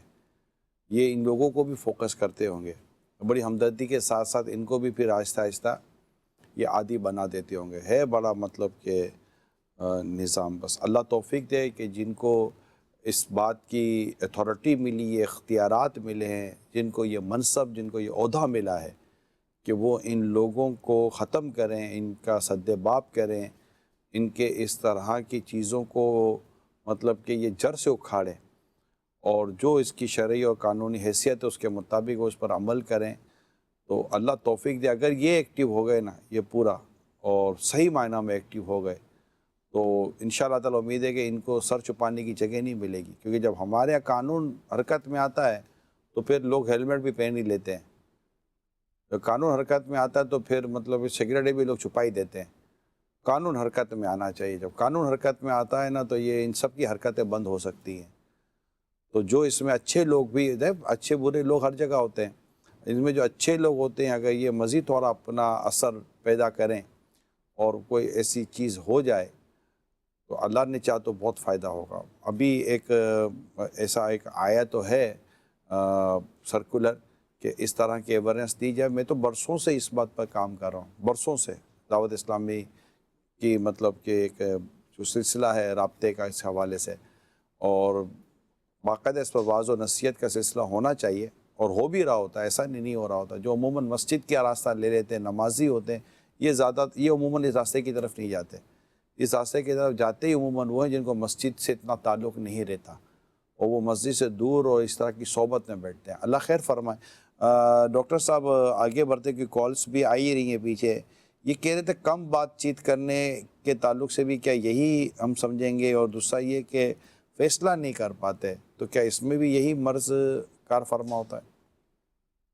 دیکھیں، کم بات چیت بعض دفعہ پرسنالٹی ہوتی ہے ایک بندے کی، کم کو ہوتا ہے وہ. کرتا ہے، اور ایز لانگ ایز کہ جو اچھا لگتا ضرورت ہے اور وہ پورا کر رہا ہے تو کوئی ایشو نہیں ہے. فیصلہ نہ کر پانا بعض دفعہ مینٹل ہیلتھ پرابلمس کی وجہ سے ہو جاتا ہے، لیکن میرے خیال میں اس میں زیادہ تر یہی ہوتا ہے کہ تجربہ نہیں ہوتا اور ڈرتے ہیں کسی چیز کو جو ہے وہ ایکسپیریمنٹ کرنے سے. لیکن بذات خود آن اٹس اون اگر کوئی اور مسائل نہیں ہے تو پھر اس کو ہم نفسیاتی مسئلے میں نہیں ڈالتے. کال دیجیے.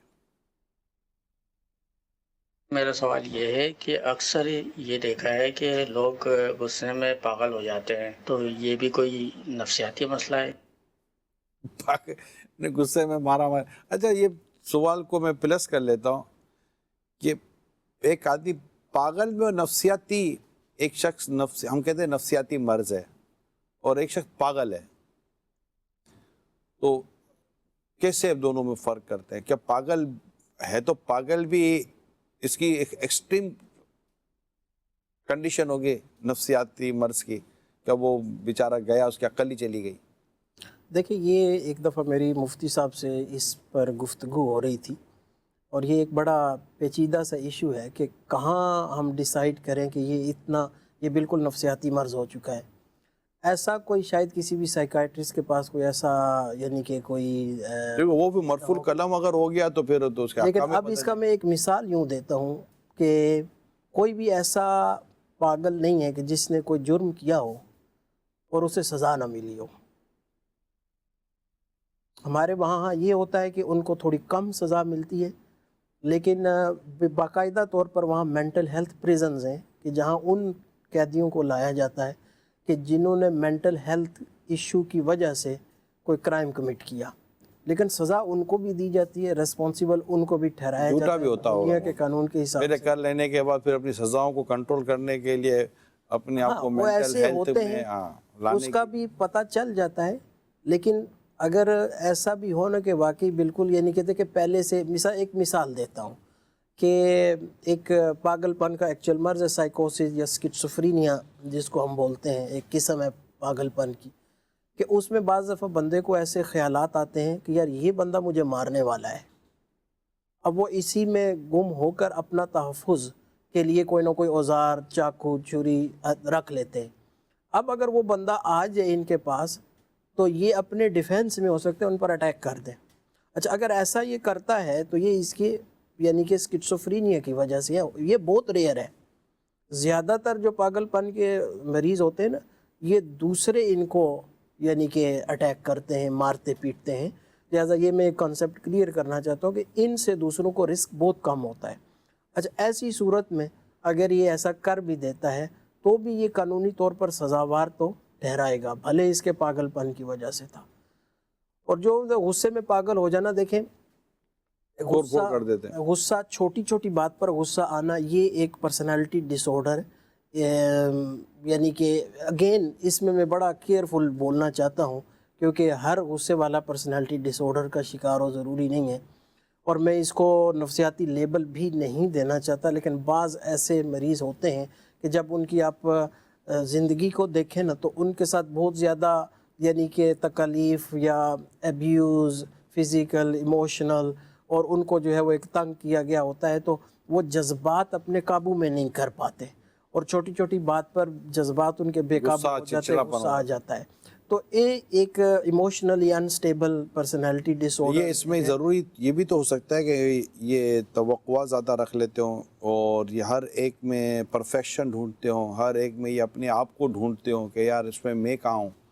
یعنی بعض اوقات انسان اپنے اندر، یہ گھر کی اگر ہم بات کریں تو گھر میں عموماً جیسا ماحول مل جاتا ہے، باپ کہتے ہیں یار یہ بیٹا میرے جیسا کیوں نہیں سوچتا، اچھا ماں کہتی ہے کہ بیٹی میری طرح کیوں نہیں کر رہی، اچھا بہو کے بارے میں ساس کہتی ہے کہ یار یہ ویسا کیوں نہیں کر رہی، یہ یوں کیوں نہیں. یعنی ہم اپنے طور پر کسی سامنے والے کے لیے، جیسے میں اب یہاں بیٹھ کے یہ بنا لوں کہ اس کا جواب ڈاکٹر زیرو کو یہ دینا چاہیے، اب میرے ذہن میں بن گیا یہ، اور یہ لفظوں کے ساتھ دینا چاہیے. اب آپ وہ لفظ جو میں سوچ رہا ہوں وہ لفظ آپ کیسے نکالیں گے؟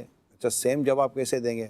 لیکن اگر جواب آپ کے جواب سے نہ وہ لفظ میرے پسندیدہ ہیں، یعنی جو میں چاہتا نہ وہ لفظ ہیں، نہ میں چاہتا تھا وہ کنٹینٹ ہے، لیکن آپ کا جواب اس سوال کے مطابق تو بن چکا، تو اب مجھے غصہ آ جائے گا کہ یار یہ جملہ کیوں نہیں بولا آپ نے یہ کیوں نہیں کیا، آپ کو ایسا کرنا چاہیے تھا، تو کیوں مطلب ایسی کیا بات کرو گے آپ مسکرا رہے ہو، ایسا کیا کر رہے ہو گا اب یہ کر رہے ہو. یعنی میں سامنے والے کے لیے اتنی زیادہ وہ توقعات رکھ لیتا ہوں اور اتنی زیادہ پرفیکشن ڈھونڈنا شروع کر دیتا ہوں، اور اتنا مطلب یہ کہتا میرے ایک آواز میں جواب کیوں نہیں دیتا، تو میں یہ کہتا یہ کیوں نہیں کرتا، تو میری تو روٹی پوری گول بنتی ہے تو اس کی روٹی کیوں کونا نکل آتا ہے. تو یہ مطلب کہ میں پہلے مسالے کے بعد میں پھر نمک ڈالتی ہوں، تو یہ پہلے نمک کے بعد مسالہ کیوں ڈالتی ہے. تو اتنی زیادہ سامنے والے کے ساتھ آپ اپنی عادتوں کو وہ توقعات کے ساتھ لے لیتے ہیں کہ جیسا میں کر رہا ہوں یا جیسا میں نے پچھلے کے ساتھ کیا یا جیسا میں نے اپنے فلاں کے ساتھ کیا تو ایسا میرے ساتھ کیوں نہیں ہو رہا ہوتا. تو کیا یہ ساری چیزیں بھی آپ کو لگتا ہے کہ آہستہ آہستہ انسان کو کسی ذہنی مرض کی طرف، کسی بیماری کی طرف، کسی پریشانی کی طرف لے کے جائیں گی کہ پھر وہ عموماً ایسا آدمی اپنے آپ سے بھی پھر مطمئن نہیں ہو پاتا، کسی اور سے تو بڑی دور کی بات ہے، پھر اس کے اندر جو طبیعت پیدا ہوتی ہے اس سے گھر کا سکون، خود اس کی اپنی زندگی کا سکون ضائع ہو جاتا ہے. اس کو ڈاکٹر صاحب کیسے دیکھتے ہیں آپ؟ دیکھیں اس میں یہ بات تو ضروری ہے کہ ہمارے اندر فلیکسیبلٹی ہونی چاہیے، اور ہمیں اپنے جو بھی عادات اور اطوار ہیں ان کا جائزہ لیتے رہنا چاہیے کہ یار اگر میں اس طرح کر رہا ہوں تو اس کا دوسرا بھی تو کرنے کا طریقہ ہے، اگر کوئی دوسرے طریقے سے کر رہا ہے تو مجھے قبول کر لینا چاہیے. اور بعض دفعہ جو اتھارٹی فگر جس کو ہم بولتے ہیں، جیسے ساس بہو پہ ایک اتھارٹی فگر ہے، تو اتھارٹی فگرز کے لیے جو ہے وہ اگر وہ اسی طرح کہیں گے نا کبھی نہیں اگر مسالہ پہلے ڈالنا ہے تو مسالہ ہی پہلے ڈالنا ہے، تو نمک پہلے نہیں ڈالنا، تو یقیناً اس سے گھر کا ماحول نہ صرف ساس اور بہو کے درمیان متاثر ہوگا بلکہ خاوند پر بھی اثر پڑے گا، بچوں پر بھی اثر پڑے گا. اور یہ جو چھوٹے موٹے جھگڑے بار بار ہوتے رہیں گے، اب اگر بالفرض خاوند کو کام پہ سٹریس ہے، اب وہ گھر پہ بھی سٹریس ہو گیا، اب اس میں دیکھا یہ جاتا ہے کہ دیکھیں ہر ایک بندے کے اندر ایک سٹریس کا تھریش ہولڈ ہوتا ہے، اس کی ایک ہوتی ہے کہ یہاں تک وہ جا سکتا ہے کیپیسٹی، اب اس کے اوپر گیا نا تو بس گیا. تو اب اس میں یہ دیکھا جاتا ہے کہ جس کو چھوٹے موٹے نفسیاتی امراض ہوتے ہیں نا، یا اس کی بیس لائن بچپن میں جو اس کی خواہشات ضروریات پوری نہیں ہوتی، کمی بیشی رہ جاتی ہے، تو اس کا تھریش ہولڈ کیپیسٹی لو ہوگی. اور اکثر جب یہ 18-20 سال میں آتے ہیں نا لوگ، تو یہ جب گھر میں سٹریس ہوتا ہے، کام پہ سٹریس ہوتا ہے، تو تھوڑے سے سٹریس میں یہ پھر جب ٹپ اوور ہوتے ہیں نا، تو وہ جو جینیٹک پری ڈسپوزیشن یا ماحول کی وجہ سے جو ان کو کمی بیشی رہ جاتی ہے نا، تو اب یہ تھوڑا سا سٹریس بھی پھر وہ آہستہ آہستہ اس طرف چلے جاتے ہیں جس کو ہم پھر کہتے ہیں کہ نفسیاتی امراض کا وہاں پر اور اس کا اثر اور لوگوں پر ہوتا ہے. جیسے وہ ساس کی اگر گھر کا سکون برباد ہو جاتا ہے ڈاکٹر صاحب. تو وہ پھر بھی نہیں ریئلائز کریں گے کہ میری وجہ سے یہ ایسے ہو رہا ہے. دیکھیں ایک جملہ ہے کہ ملیت کی تلاش انسان کو تنہا چھوڑ دیتی ہے. یعنی اگر آپ پرفیکشن کی طرف جاتے ہیں کہ یار مطلب دوست بھی ایسا ہو کہ 100% ہو، ایسا نہیں ہوتا. آپ کو ایک پرسنٹیج بنانی پڑتی ہے کہ یار اتنی پرسنٹیج تک یہ ہے، کیونکہ 33 پر تو لوگ ویسے ہی پاس ہو جاتے ہیں یار. 100 میں سے 100 نمبر کون لیتا ہے؟ ویسے بھی عموماً فرسٹ آنے والے کو بھی 100 میں سے 100 نہیں ملے ہوئے ہوتے، وہ 99.98 پر تو وہ پاس ہو جاتا، فرسٹ آ جاتا ہے. تو کوئی ایک نمبر ہوتا ہے کہ یار چلو یہاں تک تو ٹھیک ہے نا، اب کیا کرے گا، مطلب کہ بیوی کے بارے میں شور والا ہے اور ایسی کیوں نہیں ہے، تو وہ بولے ایسا کیوں نہیں ہے. تو ایک دوسرے کے ساتھ بہت زیادہ توقعات، یعنی توقعات کا ٹوٹنا ہے نا، یہ بہت ڈس اپوائنٹ کرتا ہے. آپ کی ڈس اپوائنٹمنٹ کی جو دل برداشتگی کا جو ایک لیول ہے نا، وہ آپ کی توقعات سے بڑا میچ کرتا ہے. آپ مطلب جیسے میں آپ کسی کے جاتے ہیں تو آپ کو یہ توقع ہی وہ کھانا پوچھے گا. اب ایسے میں اگر وہ کھانا پوچھ لے تو آپ کی تو بلے بلے ہو گئی، اور آپ بولے یار یہ تو کھانا بھی پوچھے گا، پھر چائے بھی پوچھے گا، پھر بولے گا آرام کریں گے. آپ بولے گا گئے تو پانی تک نہیں پوچھا، تو آپ بولے گا یار کھانا تو آرام تو دور کی بات ہے، پانی تک نہیں پوچھا. تو آدمی اتنی توقعات کیوں رکھتا ہے کسی کے ساتھ؟ اور دوسرا یہ کہ آپ اگر اتنے ہارڈ ورکر ہیں تو ہر کوئی ہارڈ ورکر ہو یہ ضروری نہیں ہوتا. آپ کا کام کرنے کا جو انداز ہے ہر ایک کا وہی انداز ضروری نہیں ہوتا.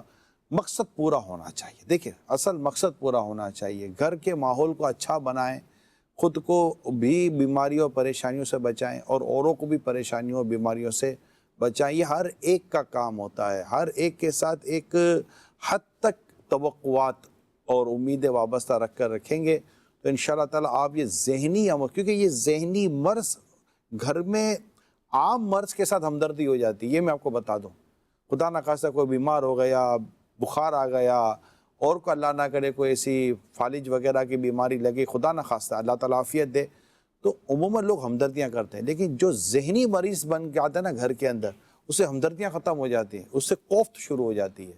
ڈاکٹر صاحب رائٹ؟ بالکل ایسے ہی ہے. اس سے ہمدردی نہیں ہوتی. اچھا اب چونکہ اس سے کوفت ہو جاتی ہے، اب لوگ اس کے بعد بیٹھتے نہیں ہیں، کیونکہ بیٹھیں گے تو کلاس ہو جائے گی، یہ کریں گے تو یہ ہو جائے گی، سامنے جائیں گے تو باتیں سننی پڑیں گی، یہ ہوگا تو کہانیاں سننی پڑیں گی، یہ ہوگا تو افسانے سننے پڑیں گے، بات بات پر ٹوکنا سننا پڑے گا. تو ایسوں کے لوگ پھر قریب نہیں جاتے. جب قریب نہیں جاتے تو اس کو اپنی الونس فیل ہوتی ہے، تنہائی فیل ہوتی ہے کہ لوگ میرے سے لفٹ نہیں کراتے، لوگ مجھ سے پیار نہیں کرتے، لوگ میرے ساتھ بیٹھتے ہی نہیں ہیں، مجھ سے بات نہیں کرنا چاہتے. تو یہ آپ کے ذہنی پرابلم کی وجہ سے سارا کریٹ ہوا. تو وہ بھی دور ہوئے، آپ بھی دور ہوئے، گھر کا سکون برباد ہو جاتا ہے. تو اچھا یہ نظر ہی نہیں آتی نا چیزیں، یہ چیزیں نظر نہیں آ رہی ہوتی، یہ فیلنگ ہیں، یہ محسوسات ہیں، یہ احساس، یہ اس کو سمجھے. جیسے بھی ہم مدنی چینل پر آپ سے بات کر ہی رہے نا، تو آپ اپنی اندر اپنی عادتوں کا جائزہ لیں. یار اچھا کسی نے جیسے کہا کہ یار کوئی پوچھتا ہی نہیں یار ہم کو، تو ہم اس سے پوچھتے کہ تم کتوں کو جا کے پوچھتے ہو؟ کیونکہ جو کسی کو پوچھتا نہیں ہے نا، کسی کی خوشی میں، کسی کے غم میں، کسی کے دکھ سکھ میں وہ کھڑا نہیں رہتا، تو لوگ عموماً اس کے بھی دکھ سکھ میں کھڑے نہیں رہتے. اب آپ کہیں آتے جاتے نہیں ہو تو کسی کو کیا پتہ کہ آپ کس حال میں ہو. آپ کہیں جا رہے ہو، ریگولر بیٹھ رہے ہو، اب آپ کی ایبسنٹ آپ لوگوں کو اپیل کرے گی یار کہاں ہے، نظر نہیں آ رہا، مگر اب آپ کا آنا جانا ہے ہی نہیں کوئی ایسا. تو کئی دفعہ اپنا جو خود ایٹیٹیوڈ، اپنا جو بیہیویئر ہے، جو ہمارا جو اپنا لوگوں کے ساتھ ملنا جلنا، چاہے گھر کے اندر ہے، پڑوسی کے ساتھ ہے، باہر کے ساتھ ہے، تو اس کا ضرور جائزہ لے کہ یار مطلب میرے ساتھ جو پرابلم ہے، اس پرابلم کی وجہ خود میں ہی تو نہیں ہوں. سم ٹائم یہی ہوتا ہے پیارے اسلام بھائیوں کہ میرے ساتھ جو پرابلم ہے، اس پرابلم کی وجہ میں ہی ہوں. میں نے ہی اپنے لیے ایسے ماحول پیدا کر دیے ہیں کہ جس کی وجہ سے پھر ایسا شخص زیادہ آہستہ آہستہ ذہنی امراض کے ساتھ ساتھ.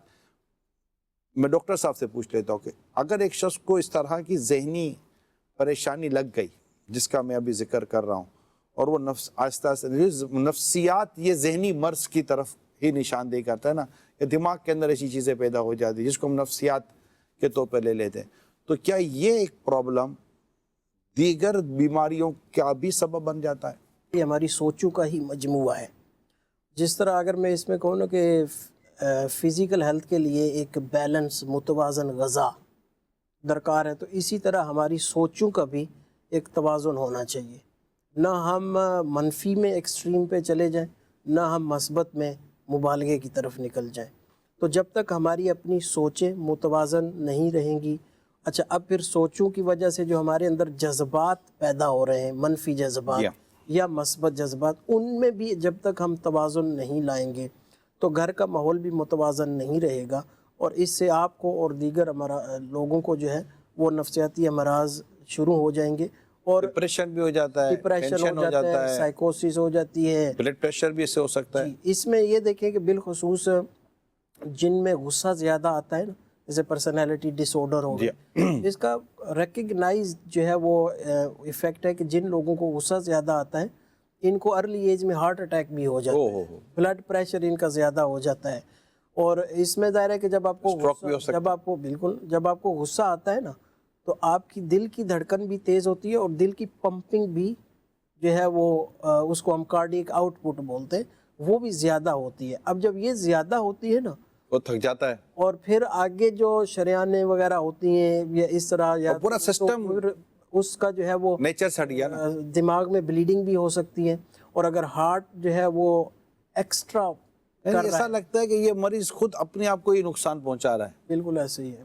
اچھا، اور مطلب ایزی رہے، حسن زن کا نفسیاتی مرض سے کیا تعلق ہے؟ علاج ہے، حسن زن علاج ہے. اچھا گمان اچھی عبادت سے، حدیث ہے. ہماری تھیراپی دیکھیں، کوئی بھی آپ ذہنی مرض پک کر لینا تو اس میں آپ کو ڈاکٹر ہمیشہ کہے گا یا دوائی ہے یا تھیراپی ہے. اچھا، تھیراپی ہر ایک کو تجویز کی جاتی ہے، دوائی کسی کسی کو تجویز کی جاتی ہے. تو تھیراپی میں ہم کیا کرتے ہیں، اس کا اگر روٹ مطلب دیکھ لیا جائے نا، وہ یہی ہے کہ یہ سوچ ہے، یہ نیگیٹو ہے یا غلط ہے، اس کو ریپلیس کرو، پازیٹیو سوچیں، پازیٹیو اچھا سوچیں. حسن زن یعنی کہ اس مرض کا ایک بہترین علاج اپنے آپ کو حسن زن کی طرف لانا ہے. حسن زن میں کوئی شر نہیں، بدگمانی میں کوئی خیر نہیں ہے، یہ یاد رکھیے گا. بدگمانی، نگیٹیو، ہر ایک کے بارے میں غلط سوچتے رہنا، یہ آپ کو پرابلم کر دیتا ہے. جب بعض اوقات ایسا ہوتا ہے کہ لوگ ذہنی مرض کا شکار ہوئے ہوتے ہیں، دیکھیں یہ ایک بیماری تو ہے، اس کا تو انکار شاید کوئی بھی نہیں کرے گا، لیکن بعض اوقات ہم اس بیماری کی وجہ سے ہم اس طرح کے علاج کے بجائے جانے کے بجائے ہم یہ سمجھتے ہیں کہ اس پہ جادو ہو چکا ہے. تو بعض اوقات جادو نہیں ہوتا، جادو کی حقیقت ہے، جادو ہوتا بھی ہے، جادو ہو بھی سکتا ہے، نظر بد بھی ہو سکتی ہے، نظر بد حق ہے، یہ ساری چیز. لیکن ضروری نہیں ہے کہ جو اس طرح کی چیزوں میں مبتلا ہو جائے اس کے ساتھ جادو ہی ہوا ہو. اگرچہ اس مرض کا بھی روحانی علاج موجود ہے. جس کو ذہنی طور پہ یہ امراض لگ جاتے ہیں، نفسیاتی مرض لگ جاتا ہے، اس کے روحانی علاج بہت موجود ہیں. یعنی آپ اللہ کا ذکر کرتے رہیں، خوب ذکر اللہ کی کثرت کریں، نماز کی پابندی کریں، باوضو رہیں. باوضو منہ دھونے سے کئی ذہنی امراض اور نفسیاتی امراض دور ہو جاتے ہیں. اپنی غذاؤں میں اعتدال پیدا کریں کہ بعض اوقات غذائیں ایسی ہوتی ہیں جو آپ کے دماغ کے اندر بہت ساری پریشانیوں کا باعث بن سکتی ہیں. تو ایک یہ تو ہے، لیکن اب ہر مطلب کہ اس طرح کے مرض کو آپ بولیں کہ جادو ہو گیا ہے، جادو ہو گیا ہے، اور پھر آپ ایسے کے پاس جائیں گے جو واقعی آپ کو ثابت کر دے کہ جادو ہی ہو گیا ہے، پھر اس کی فیس بھی شروع ہو جاتی ہے جب جادو شروع ہو جاتا ہے.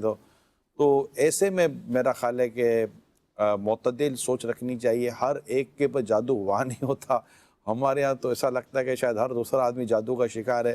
لوگوں کے پاس ٹائم ہی کوئی نہیں ہے، فارغ بیٹھے ہوئے ہیں، ایک دوسرے کو جادو کرنے کے لیے بیٹھے ہوئے ہیں.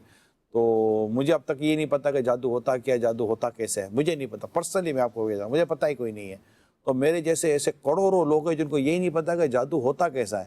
ہمارا کہتا ہے کالا جادو ہو گیا، حالانکہ جادو کا کوئی رنگ نہیں ہوتا، اتنا میرے کو پتا ہے. نہ کالا ہوتا ہے، نہ پیلا ہوتا ہے، نہ نیلا ہوتا ہے. جادو ہوتا ہے. تو جادو کو کالا کہتے ہیں کہ جادو اچھی چیز نہیں ہے، جادو کی اجازت نہیں ہے. تو یہ ضروری نہیں ہوتا. جادو کی حقیقت ضرور ہے. ہر ایک کو جادو ہوا ہو یہ ضروری نہیں ہے. نظر بد کی حقیقت ہے، بالکل نظر بد سے بچنا چاہیے، کوشش کرنی چاہیے. کچھ چیز اچھی لگے تو ماشاء اللہ کہنا چاہیے، بارک اللہ کہنا چاہیے. لیکن ہر ایک کو نظر بد ہی لگ گئی ہو، ہر ایک کو رکاوٹ ہی آ گئی ہو، ہر ایک کے ساتھ بندش ہی ہو گئی ہو، ایسا نہیں ہوتا. مطلب کچھ مطلب ایسا ہوتا ہے ہمارے اپنے ہاتھوں کے کارنامے، ہمارے اپنے ہاتھوں کے کرتوت ہوتے ہیں جس کا ہم شاید جائزہ نہیں لے پاتے اور ہم اس کو دوسروں پر ڈالنے کی کوشش کر رہے ہوتے ہیں۔ گھر کا سکھ چین ہماری عادتوں کی وجہ سے خراب ہوا ہوتا ہے، ضرور نہیں کسی نے تعویذ کرا دیا ہو، کسی نے جادو کروا دیا ہو، ہمارا اپنا سکھ چین، ہمارا اپنا ملنا جلنا، ہمارا اپنی نیگیٹیویٹی، ہم ایک دوسرے کے بارے میں اچھا سوچ ہی نہیں رہے ہیں۔ جب اچھا سوچ نہیں رہے تو ہم سوچتے ہیں کہ یار ہمارے کو کسی نے کروا دیا ہے، کروا نہیں دیا ہے، ہم نے اپنے دماغ کو خود ہی خراب کیا ہوا ہے۔ حسن ظن کی طرف آئیں، اچھے گمان کی طرف آئیں، ادفع باللتی ہی احسن کی طرف آئیں کہ سننے والے برائی کو بھلائی سے ٹال، خذ العفو کی طرف آئیں، اے حبیب معاف کرنا اختیار کیجئے، وَلْيَعْفُوا وَلْيَصْفَحُوا کی طرف آئیں، چاہیے کہ معاف کریں اور درگزر سے کام لیں، وَالْقَاظِمِينَ الْغَيْظَ وَالْعَافِينَ عَنِ النَّاسِ، اس طرف آئیں کہ غصہ پینے والے اور درگزر کرنے والے، وَاللَّهُ يُحِبُّ الْمُحْسِنِينَ، اور احسان کرنے والوں کو اللہ پسند فرماتا ہے۔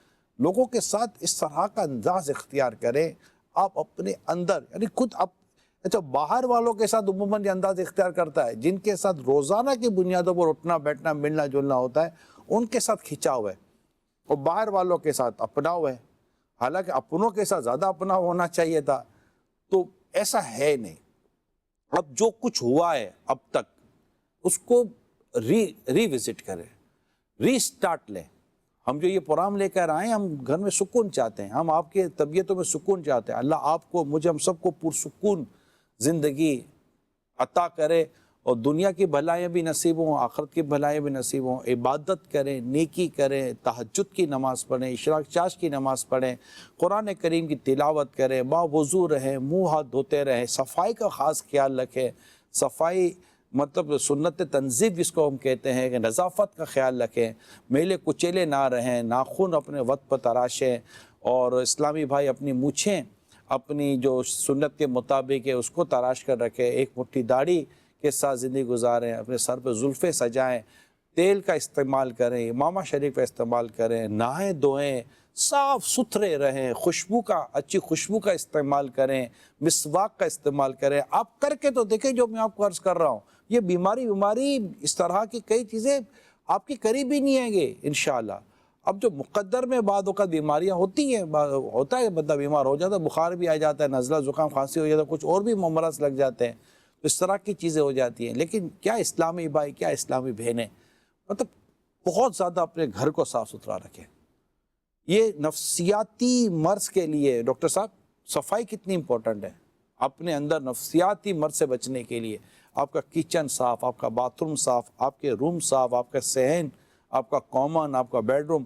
اب بیڈ الماریاں کھولو تو جیسے الماری کھولی دھاڑ کر کے کپڑے گرے، تو اب کپڑے گرے، اب کیا الماری صاف ستھری ہو، وارڈروب جس کو کہتے ہیں، آپ کی مطلب کہ کچن صاف ستھرا ہو، آپ کا باتھ روم صاف ستھرا ہو، ایون کہ آپ کے چپل، آپ کے جوتے، آپ کے کپڑے، چیزیں صاف ستھری ہو، سلیقے کے ساتھ چیزیں رکھی ہوئی ہوں، چیزیں اپنی اپنی جگہ پر رکھی ہوئی ہوں، آپ انشاءاللہ تعالیٰ کئی ذہنی پریشانیوں سے بچ جائیں گے، الجھنوں سے نکل جائیں گے اور کنفیوژن سے نکل جائیں گے، اور پورے گھر والے اس طرح اپنی زندگی گزاریں انشاءاللہ تعالیٰ۔ آپ دیکھیے کہ یار یہ کیا مطلب کہ یہ بیماریاں اللہ نے چاہا تو پیارے حبیب کے صدقے میں اس سمیت کئی بیماریوں سے بچ جائیں گے۔ کچھ کہیں گے آپ؟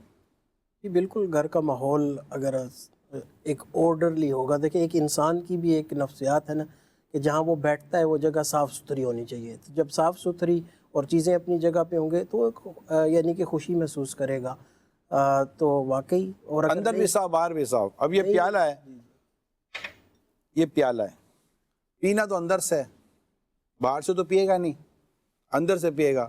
لیکن کہ باہر بھی خراب ہے نا تو اس کو کوفت ہوگی، اندر بھی خراب ہے تو کوفت ہوگی۔ تو اچھا اندر بھی صاف باہر بھی صاف، اور جو ڈالا اس میں خرابی، تو جو چیز ہے وہ بھی صاف، جس میں ڈالا وہ بھی صاف، جہاں سے ڈالا وہ بھی صاف، اب یہ بھی صاف ستھرا ہو۔ تو ساری چیزیں جب صاف ستھری ہوئی نا، یقین مانی یہ چیزیں ایسی ہیں جو ذہن کو صاف ستھرا کر دیتی ہیں، صاف ستھرا کر دیتی ہیں۔ آپ ہریالی کو دیکھیں، گھاس کو، تو اس طرح کی چیزوں کی طرف جائیں انشاءاللہ تعالیٰ۔ مدینہ من قرآن کو روز دیکھیں، روز قرآن کھولیں، روز قرآن کو پڑھیں، روز قرآن کی آیتوں کو دیکھیں انشاءاللہ تعالیٰ۔ اس سے آنکھوں کو، ذہن کو جو پختگی اور جو پاکیزگی ملے گی، اپنی مثال آپ ہوگا انشاءاللہ تعالی۔ جی کالس دیجیے۔ میرا سوال یہ ہے کہ کیا خواتین میں بھی نفسیاتی مسائل ہوتے ہیں گھر میں اکیلے رہنے کی وجہ سے؟ ہوتے ہیں مگر نفسیاتی مرض کی طرف لے بھی جاوے تو کوئی تعجب نہیں ہے۔ عورت تو گھر میں اکیلی رہتی ہے زیادہ تر تو، لیکن گھر میں اکیلے رہنے سے بندہ نفسیاتی مریض نہیں بن جاتا اگر اس کو پتہ ہے کہ اس کا اصل پرپس کیا ہے گھر میں رہنے کا۔ ورنہ میری نزدیک تو مرد سے زیادہ بزی عورت ہے، اگر میں ایک دوسری طرف سے بات کروں کہ اس کی رسپانسبلٹیز بہت ہیں گھر کے تعلق سے، بہت مینیج لائف بناتی ہے اپنی بھی۔ اور میں پرسنلی طور پر جب مجھے ایک اسلامی بھائی نے ہمارے دعوت اسلامی کے دینی کاموں کا مشورہ چل رہا تھا تو اسلامی بہنوں کے دینی کام کی بات چلی، اب کہ یو کے میں ہی تھا میں اس وقت، تو میں نے کہا یار اسلامی بہنوں کی جو کارکردگی اور ان کی جو مینجمنٹ ہے نا، یہ اسلامی بھائیوں کے مقابلے میں زیادہ مضبوط ہے۔ As a organization point of view پہ میں بات کر رہا تھا، تو مجھے انہوں نے کہا یار اس کی کیا وجہ ہے کہ یہ اتنی مینیج کر لیتی ہیں اسلامی بھائی نے کہا۔ میں نے کہا وجہ اپنی امی سے پوچھ لو، دور جانے کی کیا ضرورت ہے؟ 6 بچوں کو مینیج کرنا، کھانے کو ٹائم پر مینیج کرنا، کچن کو مینیج کرنا، کپڑوں کو مینیج کرنا، صفائی ستھرائی کو مینیج کرنا، وقت پر کھانا تیار ہونا، پھر دسترخوان کا لگنا، دسترخوان کا اٹھنا، آپ کے اٹھنے سے پہلے اٹھنا، آپ کے سونے کے بعد سونا، پھر خود کو فریش رکھنا، اور اتنا مطلب کہ یہ تو ہم بھی نہیں کرتے، کوئی اور کرتا ہے جو ماں کرتی۔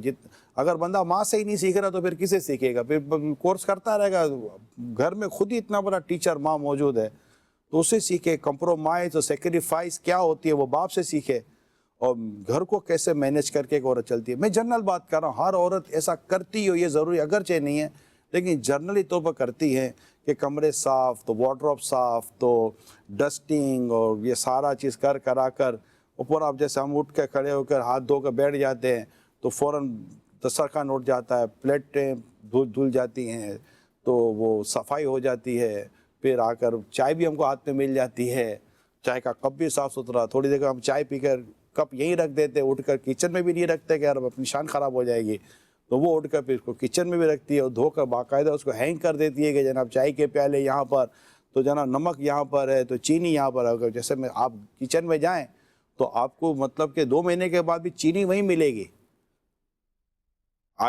مطلب نمک وہی ملے گا، آپ کو چائے کی پتی بھی وہی ملے گی، آپ کو کھانے کی پلیٹیں بھی وہی ملیں گی، آپ کو ڈش بھی وہی ملے گی جنرلی طور پر۔ تو یہ باقاعدہ روٹین کے ساتھ ایک ہے، تو یہ ایک ہے نا، تو عورت کے پاس کام اتنا ہے تو یہ اتنی بزی لائف بندے کو نفسیاتی مرض کیسے بنائے گی؟ دیکھیں یہ بالکل وہ اصل میں کسی اور پوائنٹ آف ویو سے سوچ رہا تھا، لیکن یہ جو بات آپ نے کی میں خود اس سے ایگری کرتا ہوں کہ ایک یعنی کہ اس میں شفٹ آنی چاہیے نا مینٹیلٹی میں، کہ جو گھر کو مینیج کرنا یہ ایک بہت بڑی مینجمنٹ جاب ہے، اور اس میں بچوں کی تربیت دیکھیں، کل بچے بگڑ جاتے ہیں تو بلیم کس پہ جائے گا؟ ماں پہ، کہ بھئی باپ تو گھر پہ ہوتا نہیں ہے۔ اچھا کل بچوں کی شادی نہیں ہوتی تو کہا جائے گا ماں نے تربیت صحیح نہیں کی۔ تو یہ ایک بہت بڑی مینجمنٹ رسپانسبلٹی ہے جس کو اگر اس پوائنٹ آف ویو سے لیا جائے تو آپ کو جو ہے وہ دنیا میں بھی سکون ملے گا، آخرت میں بھی سکون ملے گا۔ اب جیسے بالفرض جو ایک ٹرینڈ چل چکا ہے یا ایک مائنڈ سیٹ دیا جا رہا ہے کہ بھائی عورت بھی جاب کرے مرد بھی جاب کرے، دیکھیں میں ایز یعنی کہ پروفیشنل مینٹل ہیلتھ تو اس کے نقصانات ویسٹرن سوسائٹی تو دیکھ ہی رہی ہے کہ بھائی اب صبح نکلنا ہے تو اس کا ٹینشن ہوتا ہے کہ یہ جو بچے ہیں ان کو کہیں اور چھوڑنا ہے، ان کو ٹائم پہ تیار کرنا ہے تاکہ میں بھی ٹائم پہ کام پہ پہنچوں۔ نوکری کر رہے ہوتے اوپر سے باس شاؤٹ کرتا ہے سارا دن، اچھا پھر جو ہے وہ اٹھاؤ بچوں کو گھر لے کر آؤ، تو اب بچوں کی پرورش کون کر رہا ہے؟ آپ کی تربیت آپ کے اصولوں کے مطابق تو نہیں ہو رہی، اور یہ جو وہاں کا ایک سسٹم چل پڑا ہے نا، مجھے پتہ ہے کہ وہ مائیں اور وہ باپ کتنے سٹریسفل ہیں۔ اب کیا ہوتا ہے بعض دفعہ فیمیل ڈاکٹرز ہوتی ہیں، بچہ چھوٹا تھا وہ ماں بھی کام کر رہی ہے باپ بھی کام کر رہا ہے، کال آتی ہے وہ جی بچہ بیمار ہو گیا گھر لے جائے۔ اب جو سٹریس وہ آتا ہے بھئی ادھر کام کون سنبھالے گا، یہ ادھر اب جاب کون سنبھالے گا؟ اچھا پھر جو چائلڈ کیئر کے ایکسپنسز ہوتے ہیں وہ الگ ہے، وہ بیسیکلی اتنے مہنگے ہیں کہ ایک فرد کی سیلری ادھر ہی چلی جاتی ہے. تو اس میں دیکھا جائے تو بہتر نہیں تھا کہ الٹیمیٹ لاس جو ہے. نظر آتا ہے. اور اس میں دیکھیں یہ کوئی اس میں وہ کوئی فیمنزم یا وہ اس طرح کی کوئی بات نہیں ہے. ہمارے جو دین سسٹم ہے, سسٹم جو دیا گیا ہے، پرسنلی میں تو اس کو مینٹل ہیلتھ کے حوالے سے اور دیگر چیزوں کے حوالے سے اگر یہ اس کو اس احساس کو اس ذمہ داری کا احساس ہو جائے اسلامی بہنوں کو اور اس کو ایک اچھے انداز سے فلفل کرے تو انشاءاللہ العزیز دنیا بہت بزی رہے گی. اور آخرت میں کامیابی. مولا علی شیر خدا کرم اللہ تعالیٰ وجہ الکریم نے شادی کے بعد جو خاتون جنت بی بی فاطمہ رضی اللہ تعالیٰ عنہ سے جب آپ کا نکاح ہوا اس کے بعد خود آپ نے فرمایا کہ ہماری یہ تقسیم ہو چکی ہے کہ گھر کے اندر کے کام فاطمہ دیکھیں گے اور گھر کے باہر کے کام میں دیکھا کروں گا رضی اللہ تعالیٰ عنہ. تو یہ بڑا ایک سسٹم ہے. اور بیزی رہنے سے ڈاکٹر صاحب دوسرا ہے کہ انسان کئی اپنی پریشانیوں سے جس پریشانی کی وجہ سے وہ شاید کئی ذہنی مرض کا شکار بن جاتا ہے نفس. یعنی ایک شخص کا بچہ انتقال کر گیا, تھوڑے عرصے کے بعد ایک دوسرا بچے کا انتقال کر گیا. تو جب دو بچے انتقال کر گئے تھوڑے ٹائم میں تو اب تیسرا بچہ چھوٹا ہی تھا تو بیوی ویسے انتقال کر گئی تھی پہلے. تو وہ اب وہ کافی ڈپریس ہو گیا, دماغ پر اس پر کئی چیزیں سوار ہو گئیں. اچھا پھر اس میں کھانا پینا بھی بند ہو گیا. اب ڈاکٹروں نے علاج شروع کیا لیکن اس کو فرق نہیں پڑ رہا تھا. ایک دن وہ اس کا چھوٹا سا بچہ وہ کچھ تنکے ونکے لے کر آ گیا اور کہ ابو اس کی کشتی بنا دے. اب ابو ویسے ہی مطلب وہ گمسم رہتے تھے لیکن اب بچہ تھا, بچے نے ضد شروع کی تو 3 سے 4 گھنٹے اس کو رسیاں اور تنکے اور یہ کشتی بنانے میں 3 سے 4 گھنٹے نکل گئے. 3 سے 4 گھنٹے کے بعد ڈاکٹر صاحب اس شخص کہنے لگا کہ برسوں کے بعد یہ 3 سے 4 گھنٹے ایسے گزرے ہیں کہ جس سے مجھے لگا ہے کہ میں بیمار نہیں ہوں. تو اسے اپنا علاج اپنے مصروف ہونے میں نظر آیا. اب چونکہ کافی عرصے سے یہ ان چیزوں میں مبتلا تھا اور یہ دیکھ نہیں رہا تھا کسی چیز کو, تو اس نے پھر گھر کا سارا جائزہ لیا. تو تقریباً سمجھے کہ 250 سے زیادہ گھر کے چھوٹے موٹے مینٹیننس کے کام نکل آئے. نلکے کا کام ہے, پلمبرنگ کا کام ہے, کارپینٹر کا کام ہے, تھوڑا کلرنگ کا کام ہے وغیرہ وغیرہ. اور جب اس نے 250 سے زیادہ کام اپنے کروانے شروع کیے تو اس کو دوائی کی ضرورت نہیں پڑی, وہ اپنی نارمل لائف کی طرف آ گیا تھا. تو یہ ہوتا ہے بزی رہنے کا فائدہ. آدمی جیسے اچھا بزی پھر کام کا کام کریں, فالتو کام بھی نہ کرے, کام کے کام ہیں تو آپ مصروف رہیں گے اچھے کاموں میں. یعنی کہ جس میں کوئی دنیا آخرت کا فائدہ نہیں اس کام کو ترک کر دینا چاہیے. انسان کو حسن اسلام سے یہ بھی ہے کہ وہ لا یعنی کاموں کو ترک کر دینا, اس کا دنیا کا فائدہ نہ آخرت کا فائدہ. تو انشاءاللہ تعالیٰ اس سے کئی امراض سے بندہ بچ سکتا ہے. جی کچھ کالز تھے پھر ہمارا وقت بھی ختم ہو رہا ہے. میرا یہ سوال ہے, شوہر غصے میں گھر کی چیزیں توڑ دیتے ہیں, کیا یہ بھی نفسیاتی مسئلہ ہے؟ میں تو اس کو بہت بولتا ہوں مطلب کیوں توڑے گا یار, یہ توڑے گا خود اس کو لانا پڑے گا.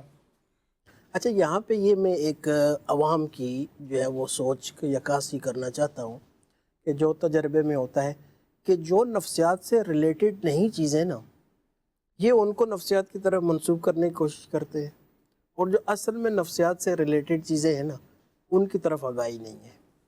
یہ غصہ ہوتا ہے بعض اوقات بندے کو, اصل جب آپ کے خلاف مزاج کام ہوتا ہے نا تو آپ کے اندر سے ایک ایگریشن نکلتی ہے, ایک جذبات ہوتے ہیں, اس کا اب یہ ریئیکشن ہوتا ہے کہ آپ خود کو نقصان پہنچاتے ہیں, کسی شے کو نقصان پہنچاتے ہیں, سامنے والے کو نقصان پہنچا دیتے ہیں. لیکن یہ سب درست نہیں ہے. غصے کا علاج کرنا چاہیے. غصے کا علاج توڑ پھوڑ نہیں ہے, غصے کا علاج رسالہ ہے. رسالے کا نام ہے غصے کا علاج. یہ پڑھے گا تو انشاءاللہ کافی چیزیں بچ جائیں گی, ورنہ بجٹ پر بڑا اثر پڑے گا آپ کے غصے کی وجہ سے. یہ یاد رکھیے گا, کروکری ٹوٹے گی, سامان ٹوٹے گا, کچھ چیزیں خراب ہو جائیں گی تو آپ کا بجٹ بہت ڈسٹرب ہو جائے گا. اور اس کے بعد جو غصہ آئے گا نا تو اس کے بعد کیا کریں گے آپ, پھر بیماری آئے گی, ڈاکٹر کے پاس جائیں گے, پھر بجٹ خراب ہو جائے گا. تو اچھا نہیں کہ غصے پر ہی قابو پا لیں اپنے اللہ کی رضا کے لیے. جی نگران شورا کی بارگاہ میں عرض ہے کہ جس طرح سے ابھی مدنی چینل پہ نفسیات کے امراض کے بارے میں گفتگو جاری ہے, سن رہے ہیں, ان میں سے بعض کو یہ ذہن میں آتا ہے کہ یہ مرض تو مجھ میں بھی ہے, یہ مرض بھی مجھ میں ہے. اس کے پھر شیطان مختلف قسم کے وسوسے دلاتے ہیں. جو سن رہا ہے کو جب یہ ذہن میں آتا ہے کہ یہ مرض مجھ میں بھی ہے تو اس کو کیا کرنا چاہیے؟ اس میں اچھا سوال ہے، چاہے وہ خود کے حوالے سے ہو یا میں کہوں اچھا اس میں مجھے یہ چیزیں نظر آ رہی ہیں. تو اس میں سے یہ ہے کہ نہ مریض سائیکائٹرسٹ ہے نہ اس کا دوست سائیکائٹرسٹ ہے. کچھ علامات ہو سکتا ہے یہاں پہ جو بیٹھے ہوں بہت ساروں میں کئی علامات جو چیزیں ہم نے ڈسکس کی وہ پائی جا رہی ہوں، لیکن اس کا مقصد ہم دونوں میں کئی علامتیں پائی جا رہی ہوں، اور ظاہر ہمارے جاننے والے جو ہمیں جانتے ہوں کہیں گے یار یہ تو ان میں بھی ہے. تو اس کا یہ ضروری نہیں کہ آپ نفسیاتی مریض ہیں. ہاں اگر کسی کو لگتا ہے کہ ان میں اس طرح کا ایشو ہے یا کسی دوست کو لگتا ہے کہ میرے دوست میں ایشو ہو سکتا ہے تو اس کو پھر آپ کسی ماہر نفسیات سے رجوع کر کے تو ایک اپنا چیک اپ کروا لیں، ان کو ساری تفصیلات بتا دیں اور پھر وہ آپ کو گائیڈ کر دیں گے کہ کتنا ایشو ہے. اور اس میں یہاں پہ دیکھیں میں یعنی کہ ماہرین نفسیات اور بالخصوص ڈاکٹروں سے یہ عرض کرنا چاہوں گا کہ اپنی پروفیشنل ریسپانسبلٹیز کو پورا کریں. اس میں فائنینشیل گین کی خاطر جو ہے وہ غلط ڈائگنوسز نہ کریں اور مکمل طور پر جو ہسٹری ہے جتنی لینی ہے اتنی لیں اور یعنی کہ کم معلومات پر فوراً کسی ڈائگنوسس کی طرف نہ جائیں. جہاں کہیں کسی اور سے بھی جو ہے وہ انفارمیشن لینی پڑتی ہے، بعض جگہ فیملی افراد سے اس کو کنفرم کرنا پڑتا ہے، وہ بھی کیا جائے اور اپنی جو ہے وہ اس یعنی کہ جو پروفیشنل ریکوائرمنٹس ہیں ان کو پورا کر کے اور صحیح طور پر جو ہے وہ آپ مریض کو گائیڈ کریں. اجازت دیجیے، صلو علی الحبیب صلی اللہ علیہ محمد. اے خاصائے خاصان رسول وقت دعا ہے، اے خاصائے خاصان رسول وقت دعا ہے. امت پہ تیری آ کے عجب وقت پڑا ہے.